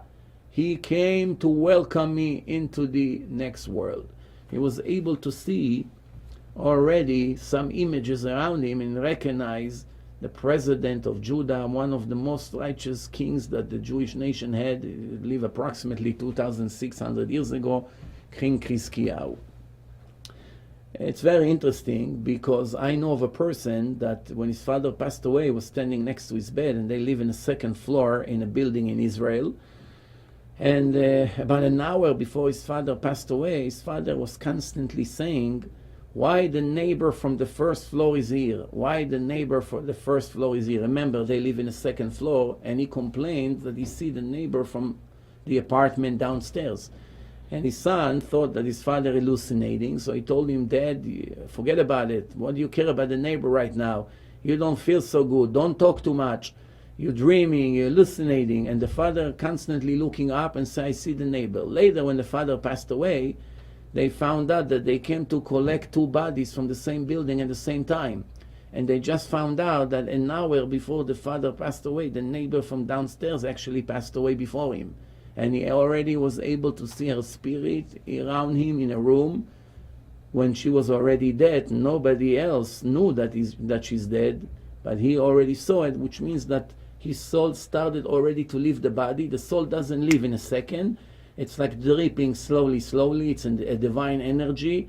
It's dripping out of the body slowly, slowly until it comes out completely and no life remains in the physical body. When a person passed away from this world, he sees his entire life and all his actions. And they ask him in a court of heaven, do you see what you did in that particular day, in that particular moment? Do you confirm it? And obviously everyone has no choice but to confirm, and they say yes and yes. And God say, you have to sign because you are going to be judged for everything you did. And nobody can run away from his judgment over there. When the time comes for a person to die, God comes to him and says, sign here, because you're going to be judged for what you did. And he writes and he signs, and there's no argument. You should always remember what's above you. There's an eye who watch over you. There's a ear who listens to you, and everything you do is registered in the book of God. This is what the Talmud say in a chapter of Masechet Avot. You know, and this is very interesting. It's a recommendation for every human being never to forget that just when we think we're alone and we're making some sins in some hidden rooms, please don't ever forget that God is watching and everything is being written in His book. Many people ask, if that's the case, I've been making many sins for many, many years. I don't see that God ever punished me for what I do. And I've seen people who does a lot of good things according to the Torah, and they're not getting any reward. So me, that I'm making many sins, I'm not getting punishment. And my friend who makes a lot of good deeds is not getting any reward. So where is the justice, and where is that eye and ears who listens and watch you, as the Torah says? The answer is very simple. This question was already answered by the Torah. God says that His response is not instant. If He will respond right away, which means every person who makes a sin will get punished within seconds, and every person who does something good will get rewarded right away. In that case, the free choice will be completely cancelled. No free choice. If a person makes a sin and gets punished right away, after the second sin, everyone gets the point. After the second scene, everyone knows if I'll make another scene, I get another punch. So what's the point? Nobody would move. Nobody will make a scene. No one has a test. The test is that you can do whatever you want and it seems that nothing is happening. No good, no bad. Coincidence. No supervision. That's what it looks like. But the answer is there is a divine book which takes minutes to prove that a person was unable to write such a book. No person as brilliant as it may be. Take thousands of brilliant people who ever lived here, combine all of them together, give them all the equipment you can think of, give them 1,000 years. They cannot write one chapter of the Torah. It's full of prophecy, full of divine knowledge, full of physical knowledge about nature, about animals, millions of animals, species, predicting the future, controlling nature, making promises what will happen and what will never happen in nature, that a person will never be able to control such things, giving us information about the number of the stars in the universe, giving us information about the renewal of the moon to 6 digits after the decimal point in a generation that we didn't even have a calculator, and many, many other examples. If you are interested in some of these proofs, scientific proofs, please refer to my film Torah and Science. Over there you find all the answers and many, many proofs that this book can never be given by a human being. Once we know it's a divine book, all we have to do is follow the instruction of the book. We are not more clever than our Creator. If He told us something, that means that's the positive thing to do. That's the great recommendation. Even if our understanding showing us the opposite, we have to recognize that we are limited. We don't have His abilities. We don't have His thoughts. We don't have His intelligence. What we will do in 1 billion years, He can do 1 trillion times more than that every second. It's nothing to compare. As a matter of fact, God said to us in the Torah, don't try to compare yourself to me. My thoughts and your thoughts are not in the same level. Comparing you to me is like comparing a worm to an eagle. Comparing a deep valley into a huge mountain. There's nothing to compare. And there's other analogies in the Tanakh, in the 24 books of Judaism, which leaves no doubt that every human being who tries to put himself in the same level of his Creator and think he knows better or just as much, it's very, very foolish. So the recommendation of the Torah, and God said to us, you should do what's good and decent in the eyes of your God, not what's in your eyes or the society or your teacher in high school. You have to do what I told you to do for your own benefit, that I should reward you and your children for eternity. There's a verse in the Torah for those who ask, how do we know there's life after death? The answer is, in the Torah it says, the righteous people would live forever. They and their children will be rewarded for eternity. Eternity means endless. Billions of years is not even the beginning. So let's move on. Everything you say in front of the dead people, He knows until you cover the body. This is in the Talmud, in the chapter of Sabbath, page 152. And is still connected to this physical world a little bit until the worms finish to eat the entire body, which takes up to 11 months. So it's very interesting. As long as the grave is open and the body is not covered with sand, the person with his soul that is flying above the body sees the entire funeral. See who cries, who screams, all the prayers, whatever the people say, the eulogy, he sees everything. Once the body is covered, he loses most of his abilities to be connected to this world. No more communication. But there is some limited communication. We don't know exactly up to what level, but there is some communication until the worms will finish to eat the entire flesh and the skins and everything else. The Gemara says in the chapter of Sabbath, page 153, Rav said to Rav Shmuel Bar Shilat, in the time of my death, please make me a respectable eulogy, because I will be above you and would hear everything you say. How did he know? This is more than 2,000 years ago, in Babylon, what we call Iraq today. How did he know that once he will say eulogy for his death, he would be above him and listen to everything? Why? Because God told us in the Torah, that life is a body and soul, and the soul comes out of the body, it will be above the body will go to the grave, but the soul will still be around and still hear and listen and everything else. So we so far finished this part of showing what the Torah has to say about life after life, reincarnation. There's more information who comes right now. Remember, the Torah say there are 3 different ways to communicate with the deceased people. Now we're going now to explain how it's possible. The Torah says, the Rambam, Maimonides, who lived almost 900 years ago, he explained now what was the ways that people use to communicate with the deceased people. One way is by starving himself, fasting for a few days, and going to the cemetery, sleeps on the graves until the impurity falls and connects to his body, and then he's able to communicate with dead people. Then there's another way that we can communicate through a middleman. The middleman is able to communicate with the dead people and pass information to us, and obviously the information is very authentic. It's secret information that only you and your dear who passed away knows. It could be husband and wife. They have some mutual secrets. This middleman doesn't know it, neither one of them, but he passed the information from the deceased person into the wife, and she obviously understands that her husband is present here, because otherwise how this medium knows all their secrets? He received it from her husband who passed away. There are seance, what we call Ouija board, by taking a glass, taking a piece of carbon paper, writing the 22 letters of the Hebrew alphabet, and we write numbers from 0 to 9, and we ask for a soul of a person. We light candles, we make a dark room, and the glass begins to move, and then we get answers by connecting the letters. The glass moves from one letter to another. Looks like a magic show, but obviously millions of people did it and report results. And we get answers from people who died through the glass.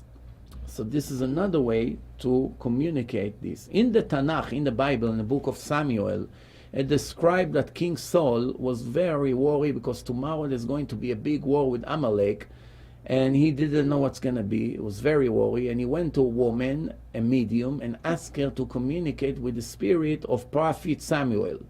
She didn't know she's speaking to the King Saul because he came with a custom. And then Prophet Samuel came. The first thing he said to him, "Why did you disturb me to bring me back to this physical world?" And King Saul apologized. He said, "Please forgive me. I'm so worried about what's going to happen tomorrow. That's why I wanted you to help me, to tell me what's going to happen and what to do." So the prophet told him, "Tomorrow you and your children are here with me." And that's what happened. The next day, King Saul and all his sons died in a war. And that's what happened. The bad news that he told him, tomorrow all of you will die, and that's what happened. The good news is that all of us wish to be in heaven in the same level like Prophet Samuel, which was one of the most legendary righteous people ever lived. In the league of Moses and Aaron, and the top people who ever lived in history. So he came to a very, very high level in heaven, because there's unlimited different levels according to how righteous the person is. And he made it to a very high level. But the interesting thing that it's in the Tanakh, it's in the Holy Scripture, that it says that Prophet Samuel is somewhere in heaven, and he told the king, "You and your children will join me here," which means they are somewhere. They never die permanently, and this is it. Let's explain what medium is.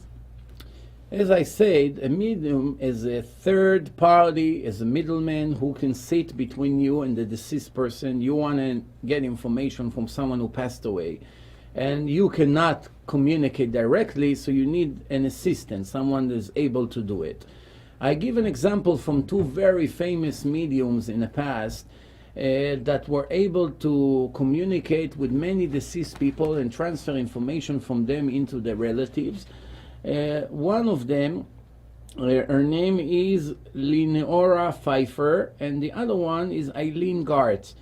And they were obviously unique people who have spiritual abilities. They go into trance and they loosen up, and they're able to communicate directly with people who passed away and transfer information, personal information, secrets that nobody else was able to know. Of course, they investigated them, they checked all around if they have any kind of trick, and it came 100% legit.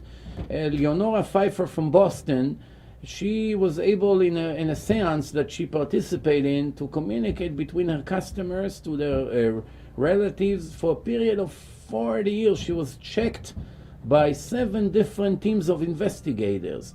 In a period of 1.5 years, between 1885 to 1886, William James, which is a very famous psychologist and philosopher from Harvard University, was following her, investigating her for 1.5 years, every day, every hour. And then he published a conclusion that she's 100% legit. The information that she supplied, no other person is able to know these things. She's obviously communicate with the deceased people and transfer the information. Another example, when William James filed his report in 1887, he was sent in Dr. Richard Hodgson, which was a very famous investigator to catch scams and fakers. He was sent to the United States to open investigation and spend 18 years, believe it or not, 18 years of following Mrs. Pfeiffer, investigate her background, her history, hire detectives to follow her, confuse her with different customers, switching customers, doing all kinds of tricks. And yet he was never able to catch anything that was not legit. She was 100% legit. She's able to communicate with dead people and transfer information from them. Let's hear some of the things that she said. One person is speaking to his friend. He's reminding him how they used to jump like frogs when there used to be kids. They're going to school, they're laughing. And he described his death, how symptoms that he had before he passed away. And he say, you were not there, I was expecting you to be there, you're not there. And things like that. In one of the seance, one of the people referred to one of the people in the audience and started to talk to him, was his relative, and speaking about a gold watch that he left and where is the watch right now. So information that obviously nobody can fake here. Pfeiffer was invited in 1889 to England, and she was examined by the Spiritual Union. They put her in isolation. They checked. She wasn't allowed any letters or any communication with people from out of the room. And after all the special supervision that she received, she was able to give 100% authentic information, which is incredible, but 100% legit. There are mediums that are transferring information in a unique way, such as automatic writing. They're taking a pen and they're holding a pen in such a way that usually a person holds a pen just like that to write, but they're holding the pen from the top, and after a few minutes the pen begins to move by itself and write information on a piece of paper. So obviously, when a person is half fainted and is not in full conscious, and the pen begins to move by itself and write things on a piece of paper, and then later we see what the message is, we find that a spirit of someone who we communicate with was moving the pen and giving us information. Some of these information is sometimes from famous people, like musicians, like classical musicians, who come and writes their musical notes, and then we see Mozart, Beethoven, and other famous ones who passing us information that obviously this person has no knowledge in music, no formal knowledge in music, but is able to give us information about music. The American medium Rosemary Brown, that never learned music in any school. She has no knowledge in music. She's obviously not a professional musician. She is able to write music from Chopin, Brahms, Bach, Beethoven, very famous classical musicians. How does she do it? She communicates with her spirits, and they are giving her the musical notes, and she writes, and later they discover that this is very famous music that they wrote. Another one, her name is Emma Conti. She's an Italian woman with spiritual abilities that receive music from the music writer. Her name is Emily Dickinson. She won 46 awards for music that she wrote, even though she never went even to high school. And when they ask her, how do you write such beautiful music and you win all the awards, she said, it's not even me, it's a spirit of this musician that I'm receiving. Her name is Emily Dickinson, was a famous musician. And she gives me the music, and I'm Emma Conti, and I write whatever she gives me, and that's it. It's nothing to do with my knowledge or something that I learned, or it's not my personal talent. So here is an example of communicating with someone who died and receiving information from him, which means he's somewhere. He's not dead completely. The body is dead, but the soul is somewhere, and according to Torah, we know exactly where. So, speaking about reincarnation, as I said before, the body transfers from one body to another, so the body is changing, but the soul is always the same soul. So let's call the soul X. X was in one box, and then you take it out of this box and you put the box in a different color or different size. So the bodies are changes, sometimes the color of the skin, sometimes the size of the body, sometimes male, female, doesn't matter. But the soul is the same spiritual entity that transfers from one body to another.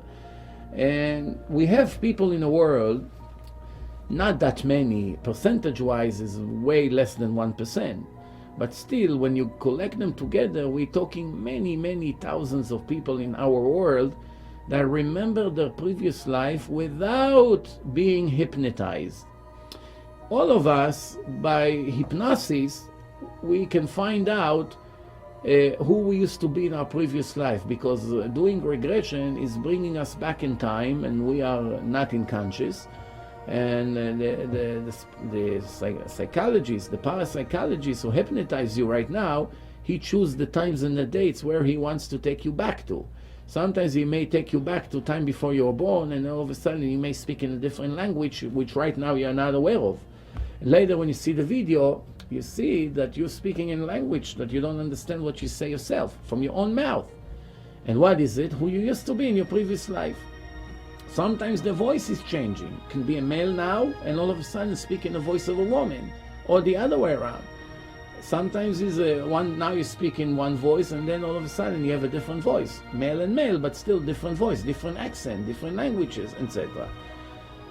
There are some people in the past, in Jewish old documents and books, that were able to look at people and know their history and their reincarnations. One of them was the holy rabbi who lived 500 years ago, the Ari HaKadosh, Rabbi Luria Yitzchak Ashkenazi, who lived in Tzfat 500 years ago.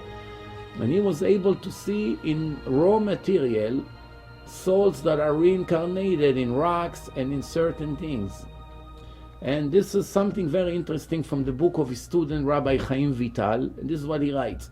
There's few times I was walking with my rabbi, the Ari, in the field, and then he stopped next to a rock and he told me, you remember someone that used to be righteous and he lived and he passed away, and he is reincarnated in this rock for one sin that he made in his life, a very big sin, and he's in this rock or in this tree.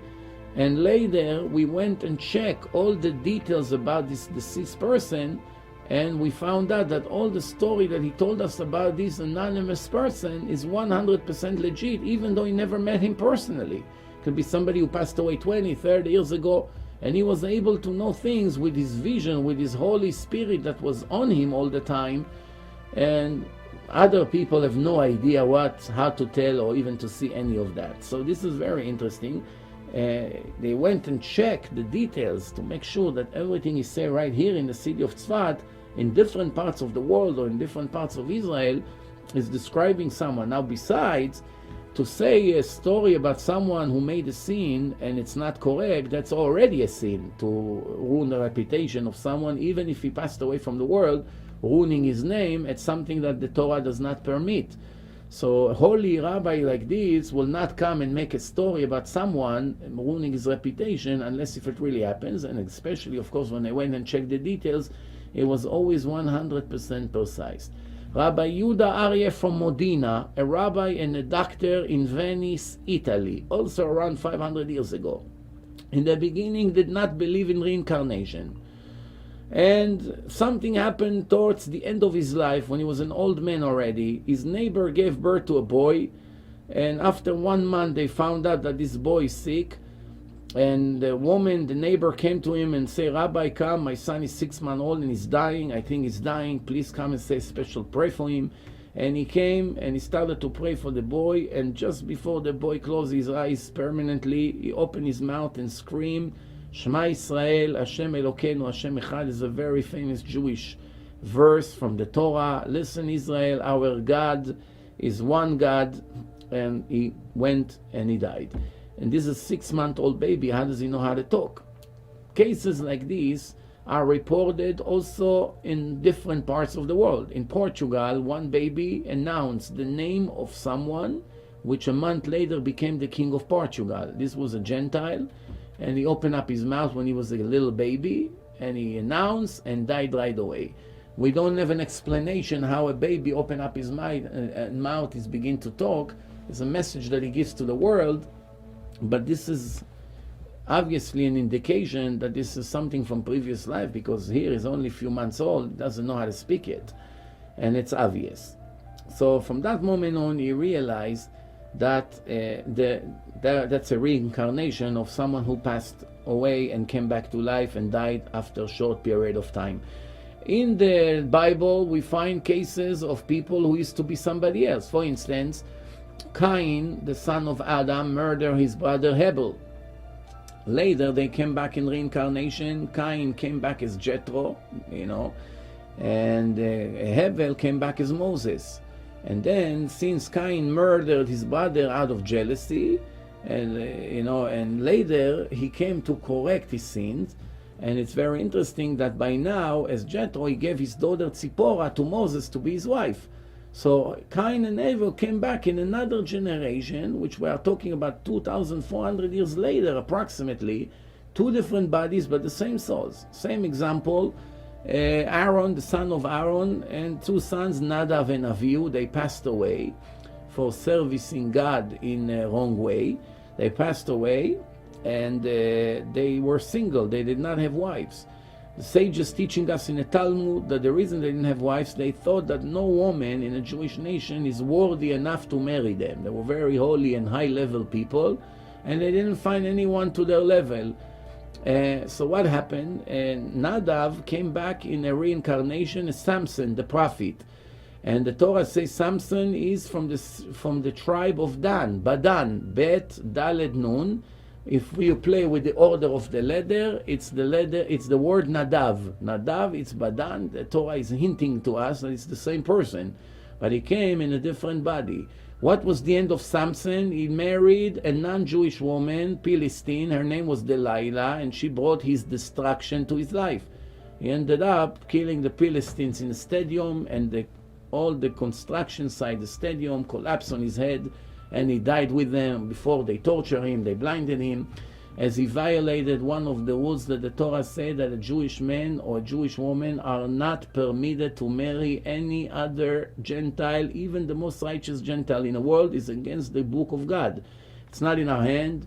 Nobody asks you if you want or you don't want. This is a rule, and that's it. And he violated that rule, even though it was a very special holy man. He went after his desire and married her, and his end was very bitter. But why did he get such a punishment? In his previous life, he disrespected the Jewish female. In his next life, his punishment was that he married a Philistine, and she brought him his destruction, measure for measure. It's very interesting how these reincarnation things work. Of course, we can talk about it forever, but we have to move on. So let's talk about some proofs from our days about reincarnation. The most amount of evidence about reincarnation collected Dr. Ian Stevenson, a psychiatrist and a parapsychologist from Virginia University, from the years of the 60s until our days, for a period of 40 years and more. He investigated 600 cases of reincarnation throughout the world. And then he published 4 books which he concluded his research. Usually, he investigated cases of kids 2.5 years old to 4 years old only. Why? Because the memories from previous life are still fresh in their mind. And they remember details because they only died a few years ago in a different body and they came back in a new body a few years later, so they still remember. They describe their names, they describe who they used to be. However, remember, as I said before, there's a small portion, less than 1% of people who remember their previous life without hypnosis. They can describe who they used to be, they can take you to the place where they used to live in a different body, they can describe the entire town. We're going to see a few examples soon about people like that we have in our days. And Dr. Stevenson is bringing us flood of evidence, unlimited amount of evidence, one case after the other, who leaves no doubt that reincarnation is a scientific fact. Let's give 1 or 2 examples of what reincarnation is. The case of Indika Gonreta, a boy from Sri Lanka that was born in 1962, is very typical to previous life reincarnation phenomena. Dr. Stevenson started to investigate this case in 1968. He published his conclusion in the newspaper ASPR in 1974, which means 6 years later. Indika, the boy, started to talk when he was 2 years old. About a year later, when he was 3 years old, he started to describe his previous life as a very wealthy businessman from the city Matara in Sri Lanka. He remembered his mansion, his Mercedes car, his elephants, his other mansions, his chauffeur, his private servant, Parmezada, and also, all kinds of events, all kinds of things from his previous life he described. The father of Indika Gonreta, the boy, 3 years old, started to check the stories of his boys. It looked to him too authentic to be hallucinations. So he started to investigate if there was a person in that city before he died, a businessman, and he found out that there was a wealthy businessman who lived in Matara and is described exactly as the stories of his boy. Dr. Stevenson received the information and continued the investigation. He went to India and to Sri Lanka and confirmed many of the details that the boy Indika gave. And eventually they found out that he was a businessman, a trader, K.J. Verizinga, that lived in Matara and died in 1960. Now remember, the boy was born in 1962, which means 2 years after he passed away. God sent them back to this world in a new body, in a new city, not that far, in more or less the same culture, and now starting a new life. This is a Gentile, this is not a Jew. So we see the reincarnation concept work for Jews and for non-Jews, for every human being. There are thousands of stories like this, and Dr. Jim Tucker has gathered many of them. We're investigating cases of very young children who spontaneously begin talking about previous lives. They usually begin between the ages of 2 and 3 and continue until the age of 5 or 6. We're looking at these cases to learn as much as possible about this phenomenon. Jim Tucker is preparing a research trip to meet one of his subjects, a child claiming to remember a past life.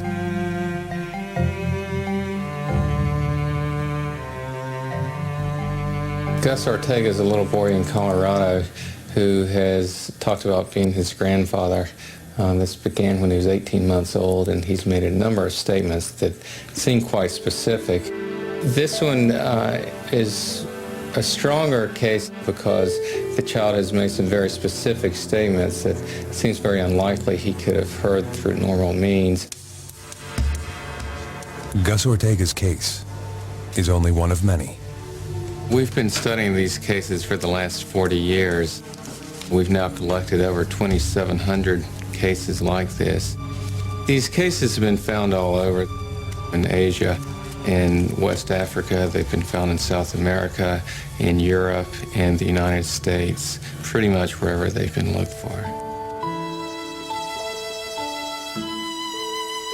In a place not quite that far away, a hospital in America. An old man is dying.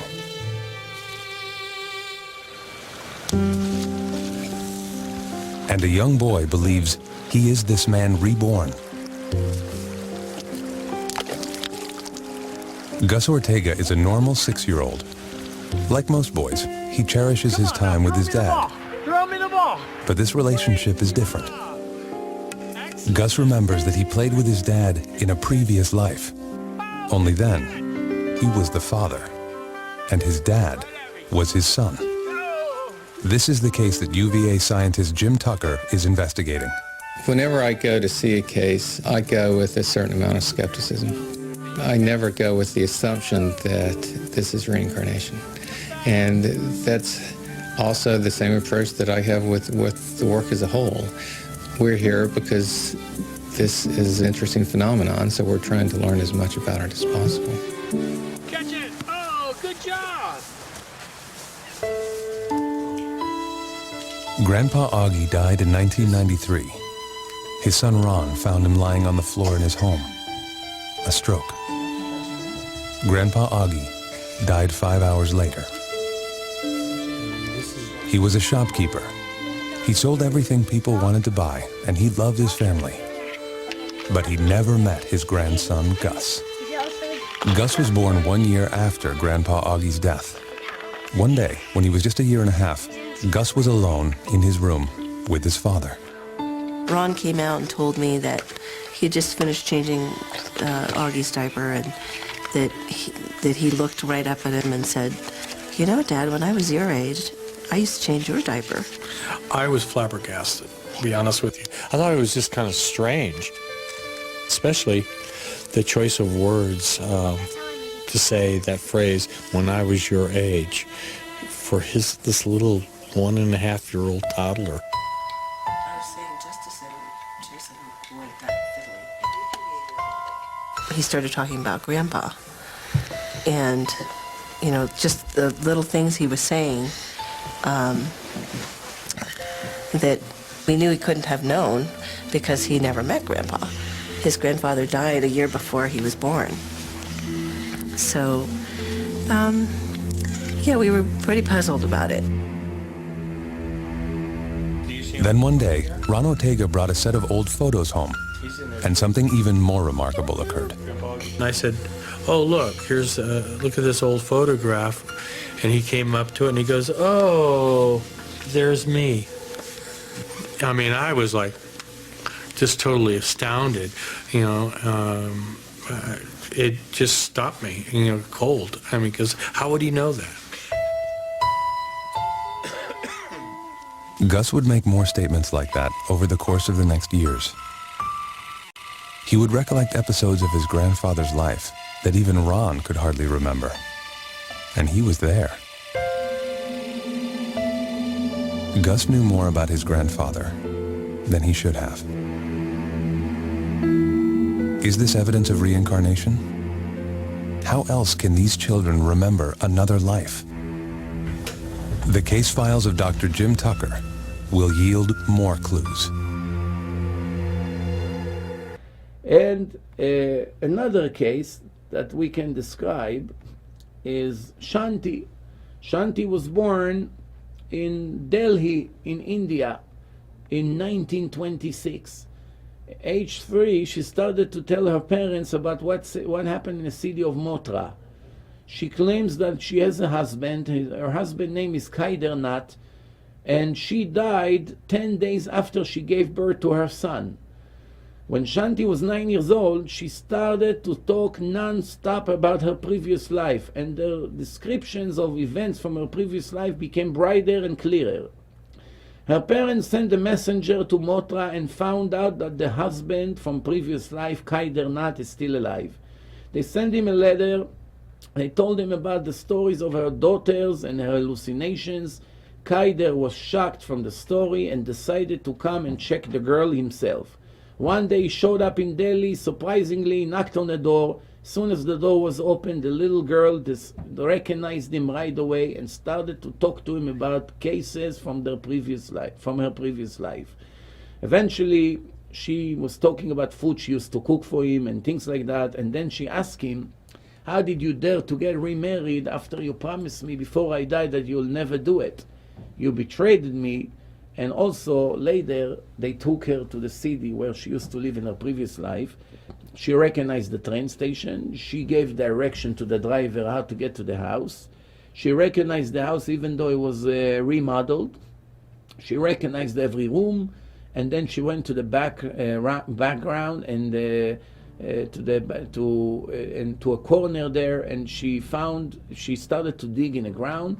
And she was looking for some money that she hid under the ground, and he was very embarrassed because then he had to confess that he took the money after her death. So obviously there's no question here that she was the woman who died while giving birth to her boy, and came back as a little girl and remember her previous life without hypnosis, which is a very interesting case. A case in Israel. An Arab Druze, which was an Israeli soldier. The Druze served in the Israeli army. His name is Badr. He's from the village of Osfia in Israel. One time when he was in training, he was about to throw a grenade and he froze. Remember that he already did it once. And then he remembered his previous life that a grenade exploded in his face. He was a shepherd with his sheep in the mountains in some places in Israel. And one time he found a grenade as a boy. He didn't know what it is. He pulled the safety pin out, and it exploded in his face, and that's how he died. And now he's in new life. He remembered the event 100%. And then, he started to tell his parents how he was shepherd. This is all when he was 5 years old. He already recognized his life. He remembered where he hid his flute from his previous life in a roof of some building. And he went now and found the flute who is there from his previous life. And by the Druze is a very common phenomenon that many of these kids in Israel, they remember their previous life without hypnosis.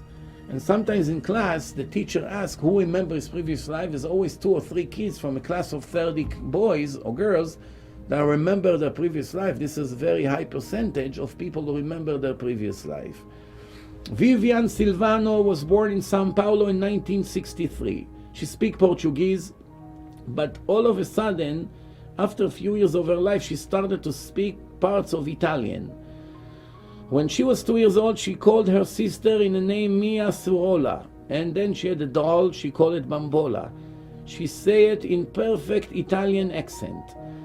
J. Leon Fleifer, a British reporter from the newspaper that checked the case, wrote about it in his book Unknown Powers. And he wrote and described details about the Italian that she speaks. She remembered her previous life, and every time a plane passed by, she hid under the table or under the bed. Later, she started to describe that she lived in Rome, in Italy. She mentioned some of the name of her friends, and she described that the world war is taking place, and the planes are bombing the area, and they're all hiding. She's very scared from the bombs and from planes. And in her next life, she still has symptoms, but she gets very nervous from planes who pass by. There's another case of a woman that was overweight. She cannot stop eating. She has this desire to eat non-stop. And she went to treat herself with hypnosis, and they take her back regression on time to try to locate where the tragedy that affecting her so much happened. And they found out that in her previous life she was on a boat in the middle of the ocean, and the boat hit a piece of ice and cracked, and water went in, and all the flour bags and the rice bags, everything became wet, and they starved to death in the middle of the ocean from her previous life. And now she came back in this life, and she still has this fear of dying without food, and she has this impulsive habit of eating non-stop because it's a psychological problem that she carry into her next life from previous life. This interesting way, the Israeli police found a way to catch thieves and criminals by using parapsychologists that hypnotize victims of crimes. It's very interesting how it works, because a person has conscious and subconscious. What does it mean, conscious and subconscious? The important details of our life are stored in our conscious. The details that are not so critical and not so important are stored automatically in a subconscious, in the back of our mind, and are being pulled by the brain every once in a while when we need it. We'll give an example what I'm talking about. A person comes back from work, he gets off the bus and walks to his house from his bus stop, and his wife is watching him from the window. Once he gets to the house, the wife asks him, "Tell me, can you describe to me everything that you saw while walking from the bus stop to the house?" So he said to her, "I have nothing else to do in my life but to stare on the floor. I don't know, I didn't pay attention what's on the floor." She said, "I've been following you for 10 minutes. You did not pick up your eyes from the floor. You saw everything on the floor, and now you cannot even tell me one thing that you saw on the floor?" He said, "No, I was thinking about what took place at work today. I wasn't really paying attention." 5 minutes later, she wants to hang a picture on the wall, and she's looking for a nail all over the house, and she cannot find a nail. And he said to her, "Hold on, let me go get you a nail." He ran downstairs, he walked a minute away from the house, and he found a nail on the floor, and he comes and he gives her the nail. So now she has a question. She asked him, "5 minutes ago I asked you if you can describe what you saw on the floor. You couldn't tell me anything. Now all of a sudden you remember exactly where you saw a nail? What really happened here?" The answer is, when a person walks, when a person lives, everything that happens around him is recorded automatically in his subconscious. Every beep, every car who honks, everyone who screams on the street, music from different stores, everything is recorded. We're not paying attention to it. If you speak to us when we're in conscious, you speak to our conscious, we do not know what we just heard an hour ago. We never paid attention. But it's all recorded. There's a way to pull it out by hypnotizing the person. Hypnosis brings out what you want. You talk to the brain and the brain pulls it out. It's very interesting. So what happened is, when he did not need to know this information, he wasn't even aware that he recorded everything. Now when he needed the nail, the subconscious pull it out and push it into the conscious, and you realize that you just saw it and you run and get it. The Torah warned the Jew to be able always to stay holy. He has to stay holy. He has to watch his eyes, he has to watch his ears, not to hear negative things, not to see not modest sins and things like that. The Torah told us that everything we see will affect us for eternity. We didn't understand that until we understand this concept I was talking about. Everything, even from previous lives, it's all recorded in a soul. By speaking to a soul, you get information from previous life that now in your conscious you're not aware. You don't even know you used to be in your previous life. But hypnotizing you, we get information from 100 years ago, when you lived in a different body in a different parts of the world with different language. So that's very interesting. A person is able to give information from previous life, even events that in this life that he's not even aware that it happens to him. And this is what we call conscious and subconscious. So in Israel, there's a case of an old woman. She stands by the sidewalk with her bag, and two people on a motorcycle drive by, and the one who sits in the back grab her bag and steal it, and they disappear, and she falls on the floor, and the police come, and of course she didn't see anything. It was an old woman. People helped her to get up, and they take her to the precinct, and now the parapsychologist hypnotize her. And before, she couldn't tell anything. She couldn't tell the plate number, she couldn't tell the color of the bike, how many people, nothing. She only heard the voice of a motorcycle behind her. A minute later she was on the floor and the bag is gone. Now by hypnotizing her, she gives details which are incredible. First, she knows two men were sitting there. She described them. She described their clothing, she described the plate number, she described where they came from, even though it was from behind her. Everything around is recorded. And now it helps the police to discover the criminals. Obviously, this is information that they were unable to know if they only speak to her when she's unconscious. They have to get into her subconscious and get the information. This is obviously a spiritual thing. So let's give an example of regression. In 1973, a famous doctor in Philadelphia was hypnotizing his wife. Regression. After hypnotizing her, she started to speak in a voice of a man in an ancient Swedish language. Very old language that nobody recognized. It's not what the Swedish people speak in this generation. After bringing experts who can identify the language, they translate that she described herself as a farmer that lived 300 years ago in a village in Sweden called Ensien. And she described the village in the center in town, the market. She described tools, farmers' tools that she using. Remember, this is 300 years ago. She did not recognize any modern equipment that the farmers use today, obviously. Just like the Amish people in Pennsylvania are using still very primitive things to keep their culture. She described things from 300 years ago in the voice of a man in a very old language, just like it's live right now, 300 years ago. Another case of previous life memories was discovered in the middle of hypnosis by William McDougall, a psychologist from Harvard University.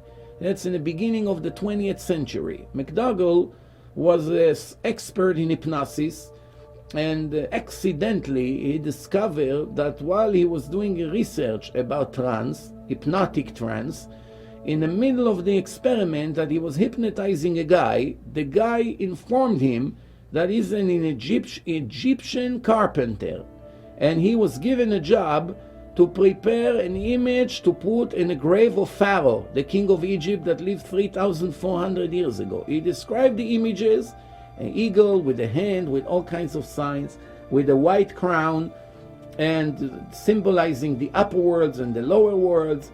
McDougall didn't pay so much attention to all these details. But 9 months later, Sir Patry, a British archaeologist who worked with the Egyptian company in Egypt, of archaeologists, just found an image in digging in the ground in Egypt of an unknown king from the pharaohs who control Egypt. And it was exactly like the description of the guy that McDougall hypnotized 9 months earlier. So that was discovered eventually. And this is a very, very old object. And this is very interesting how a person describes something from his previous life. Maury Bernstein, from Colorado, hypnotizing people, that's his specialty, published in 1956 his sensational book. The name of the book is Following Brady Murphy. The book describes a woman named Ruth Siemens that remembered a previous life of Brady Murphy in Ireland in the 9th century. In the 19th century, it happens in the middle of regression. She started to describe relatives and historical places and speak in very heavy Irish accent. And she described all kinds of things that happened to her, and everything later was published in Life magazine and American newspapers about the research, the search after Brady Murphy, and details that was given while Maury Bernstein hypnotized her. And there's many, many other examples. Let's give one last example about this. A Swiss professor named Paul Roy from Geneva University hypnotized a little Swiss girl, 5 years old, that had all kinds of mental problems. He tried to cure her with hypnosis, and as modern medicine recommend. In the middle of the hypnosis, she started to describe her previous life. I'm in a palace with beautiful trees and bushes. How old are you? 23. Where are you? In Kanara in Indian. Are you married? I'm one of the wives of the Prince Ibroka, the Prince of Kanara. All that time, the Swiss girl speaking in heavy Indian accent that she never heard in her life. This is a Sanskritic ancient language that even in India nobody uses anymore. A professor recorded the case and sent it to world specialists for the Indian language, the ancient English Indian language and history of India, and in the Calcutta University in India, and they were amazed from the discovery and confirmed that there was a kingdom and a prince with that name. How many years ago? Ladies and gentlemen, 500 years ago. She remembered her life from 500 years ago, speaking in an ancient Indian language, when now she's a Swiss girl that has nothing to do with Indian culture in this present life. So there are many other examples, and we have to conclude the case of reincarnation. There are many, many more things to say about it, but I just want everybody to understand the concept of reincarnation. As the Torah say, God wrote to us in the Torah, I'm testing you every second of your life to see, would you listen to me or not? Do you love me or not? Would you stay grateful to me or not? There's many different verses. What's the purpose of the test? To reward you in your end. In the end, when you leave this world, there's a place of reward. The Torah says that if you take all the pleasure of all the people of all the generations and their entire life combined, it will not reach the pleasure, the spiritual pleasure that God promised to the righteous people in the afterlife, even for 1 hour. Which means 1 hour of the spiritual reward that the soul will receive in the afterlife once he goes to heaven, it's already greater than the entire pleasure of all people combined. Take money, women, fame, sport, vacations, everything combined, of all the billions of people who live here their entire life, a huge pile of pleasure will not reach 1 hour of spiritual pleasure of the soul in the afterlife for one individual. There's nothing to even compare here. How many people are going to lose this reward? Unfortunately, most of the people in the world. Most of the people in the world are complete ignorance. They have no idea what the book of God is all about. They think it's beliefs, stories, the rabbis made it up. People like me and you invented it. It's an old culture, it's primitive, it doesn't apply to us anymore. All kinds of nonsense that I hear for many, many years, speaking to publics all over the world. I find that the biggest danger to the life of a person is ignorance. Once a person has ignorance in any field, medicine, computers, accounting, there's a price to pay. Ignorance has a very heavy price. But what can even come near being ignorant in the most important thing, the purpose of your life? If you have no idea what you live for, how are you going to be successful? If you don't know what your job is, you went to a factory and you're supposed to work and they never told you what your job is, can you be successful in your position when you don't know what you're supposed to do? Can you ask for direction to a destination that you don't know the address? How can you ask for direction if you don't know where you're going to? First, you have to identify where I'm aiming to go, where do I want to end my journey, and based on that, I know how to calculate the journey itself. The conclusion of all this so far is that a person that would live here in a spiritual darkness is taking a huge risk of losing everything. And the sad part is that the same way there's a huge, amazing reward that God promised to the righteous people, Jews and non-Jews, everyone according to the difficulty of his test, there is also a major punishment. The reward is also has punishment side. It's not only reward, it's a punishment side. The Torah is full of warnings, full of threats. If you're not going to listen to me, this is the price you're going to pay. There are certain Jews that lose their share to the world to come. Every Jew is born with a share to the world to come automatically, as the Torah say, but there's a list of Jews who can lose their share to the world to come. They have a stock, they have a ticket, but they lost it. Why? Because they don't keep the covenant that God made with us. So there's a very serious price to pay. It's a shame that so many people would ended up losing it just because they never read the book of God once in their life. Many people criticize the Torah or the Talmud, the oral Torah, or the Kabbalah, or the book of the laws, and they never read it once in their life. They don't know what it is about. They don't know 1% from the Torah. They don't know one law from A to Z, how to understand it from the beginning to the end. How can you criticize some things you don't even have 1% knowledge about it? It's just like me going to criticize a brain specialist who recommended someone to do an operation. How can I criticize him when I don't know 1% about brain? He learned all his life about brain and he decided this is the right procedure and I can criticize him. I'm only going to make myself look like a fool. And the world is full of fools like these that are constantly criticizing, writing books against, using all kinds of things, doing all kinds of manipulations to confuse people not to follow the book of God, when in reality, in so many years that I deal with people, I don't remember once that someone was able to win the arguments. Every time the evidence was so clear and so powerful that nobody had what to answer, and everybody had to admit this is the book of God. So what's the conclusion? If this is the book of God, it's a huge risk to ignore it. And this lecture, the purpose of it is to wake up some people to understand life is not ending. It's not going to be dark and you become sand like some of you may think. Then there's a price to pay or to receive. Depends what you did here.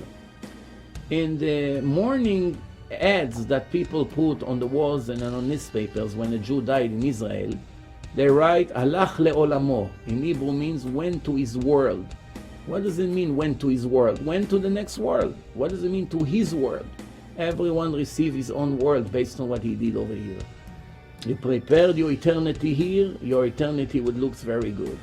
You did not prepare, you only care about eating and driving to vacations and doing all kinds of things to make your body have physical pleasure and ignoring the rules of God. What do you expect to get? Just because you're not aware of it doesn't mean it doesn't exist. I would like to finish this film with another concept that calls spiritual photography. Most of the pictures we take, one individual takes a photo of another one and later develop the pictures and you see an image. However, the eyes and the ears of the human being works in a different frequency from the animals and different frequency from all kinds of technology such as video cameras, regular digital cameras, etc. It's very interesting that some of the things that we cannot see in space, our animals, pets like dogs and cats, they can see. Many times you can sit in a quiet house in a night, quiet night, you read a book or something, and all of a sudden your dog is jumping and crying and pushing himself towards the corner, and you see that he's afraid of something. He looks up and you don't see anything. He behaves very strange, and he sees something but you cannot see. Sometimes we take pictures of what we see, but when we develop the picture, we find other things that we couldn't see, such as other people. How can we have now extra people in a picture when they were not there when we took the picture? The answer is this is not physical people, it's souls. As I said before, there are souls who live in space, what we call kafakela. And that's a major punishment to people who live this world with big sins. And sometimes by taking a picture, the lens of the camera detects things that we didn't see with our own eyes. I would like to show now pictures who were checked by laboratories. Now remember, most of these pictures were taken way before the software of Photoshop was even exist. So obviously nobody can put pictures in such a sophisticated way, but it was still checked to make sure there's no trick here. This is authentic pictures that people took. There are, pictures that one person takes, and all of a sudden you see all kinds of spirits, what we call ghosts. The first picture is a picture in Auschwitz, 1992. It was taken 20 years ago. They're taking pictures of the bathroom in Auschwitz, and in the middle, as you can see, there is an image of a boy or a girl. It's hard to tell. Eyes, nose, mouth, lips, clear picture of an image of a soul reincarnated there. And obviously when they took the picture, they didn't see that, but the lens of the camera was able to take. Then here is another picture of a captain, a pilot that died a few days before his friends took the picture, and when they developed the picture, they found a friend who participated in the picture, but he died a few days ago. And he joined the picture, and now obviously without his physical body, only the spirit. And it's very interesting, when they developed the picture, they saw him. Here is a picture in 1995, November 1995, a building in United States was burned. Tony Horhill is a photographer who came to the place and took pictures, and when he developed the picture, he saw a girl in the flame, in the fire, which later was identified as a girl that in 1977, 18 years ago, she lit huge fire in some of the buildings in town and burned them, and then one day she disappeared. Apparently she burned in one of the fires she herself set, and later she is reincarnated in a house that is burning and was taking a picture by this photographer, Tony. It's very interesting. This is a usual family pictures, and all of a sudden when they've developed the picture, they see an image of a boy attached to a picture on the wall. The boy was not there when they took the picture, but later obviously the lens of the camera detects the soul of a person. This is a typical family from the 19th century. It was more than 100 years ago, in black and white, as you can see. In the siding of the building, they found a soul of their granddaughter, which was 6 years old when she died. She died 2 months before they took the picture. When the family came to take a picture, apparently nobody understands how. The girl is reincarnated in the siding of the house, and they recognize her 100%, as you can see on the siding of the wall. This is a picture of Tracy, who was born in June 13, 1975, Friday the 13th. She had pneumonia and all kinds of sicknesses, and later she died. You know, this picture was taken in 1979, and right away before she died, right away next to her image, they found another person is standing behind her.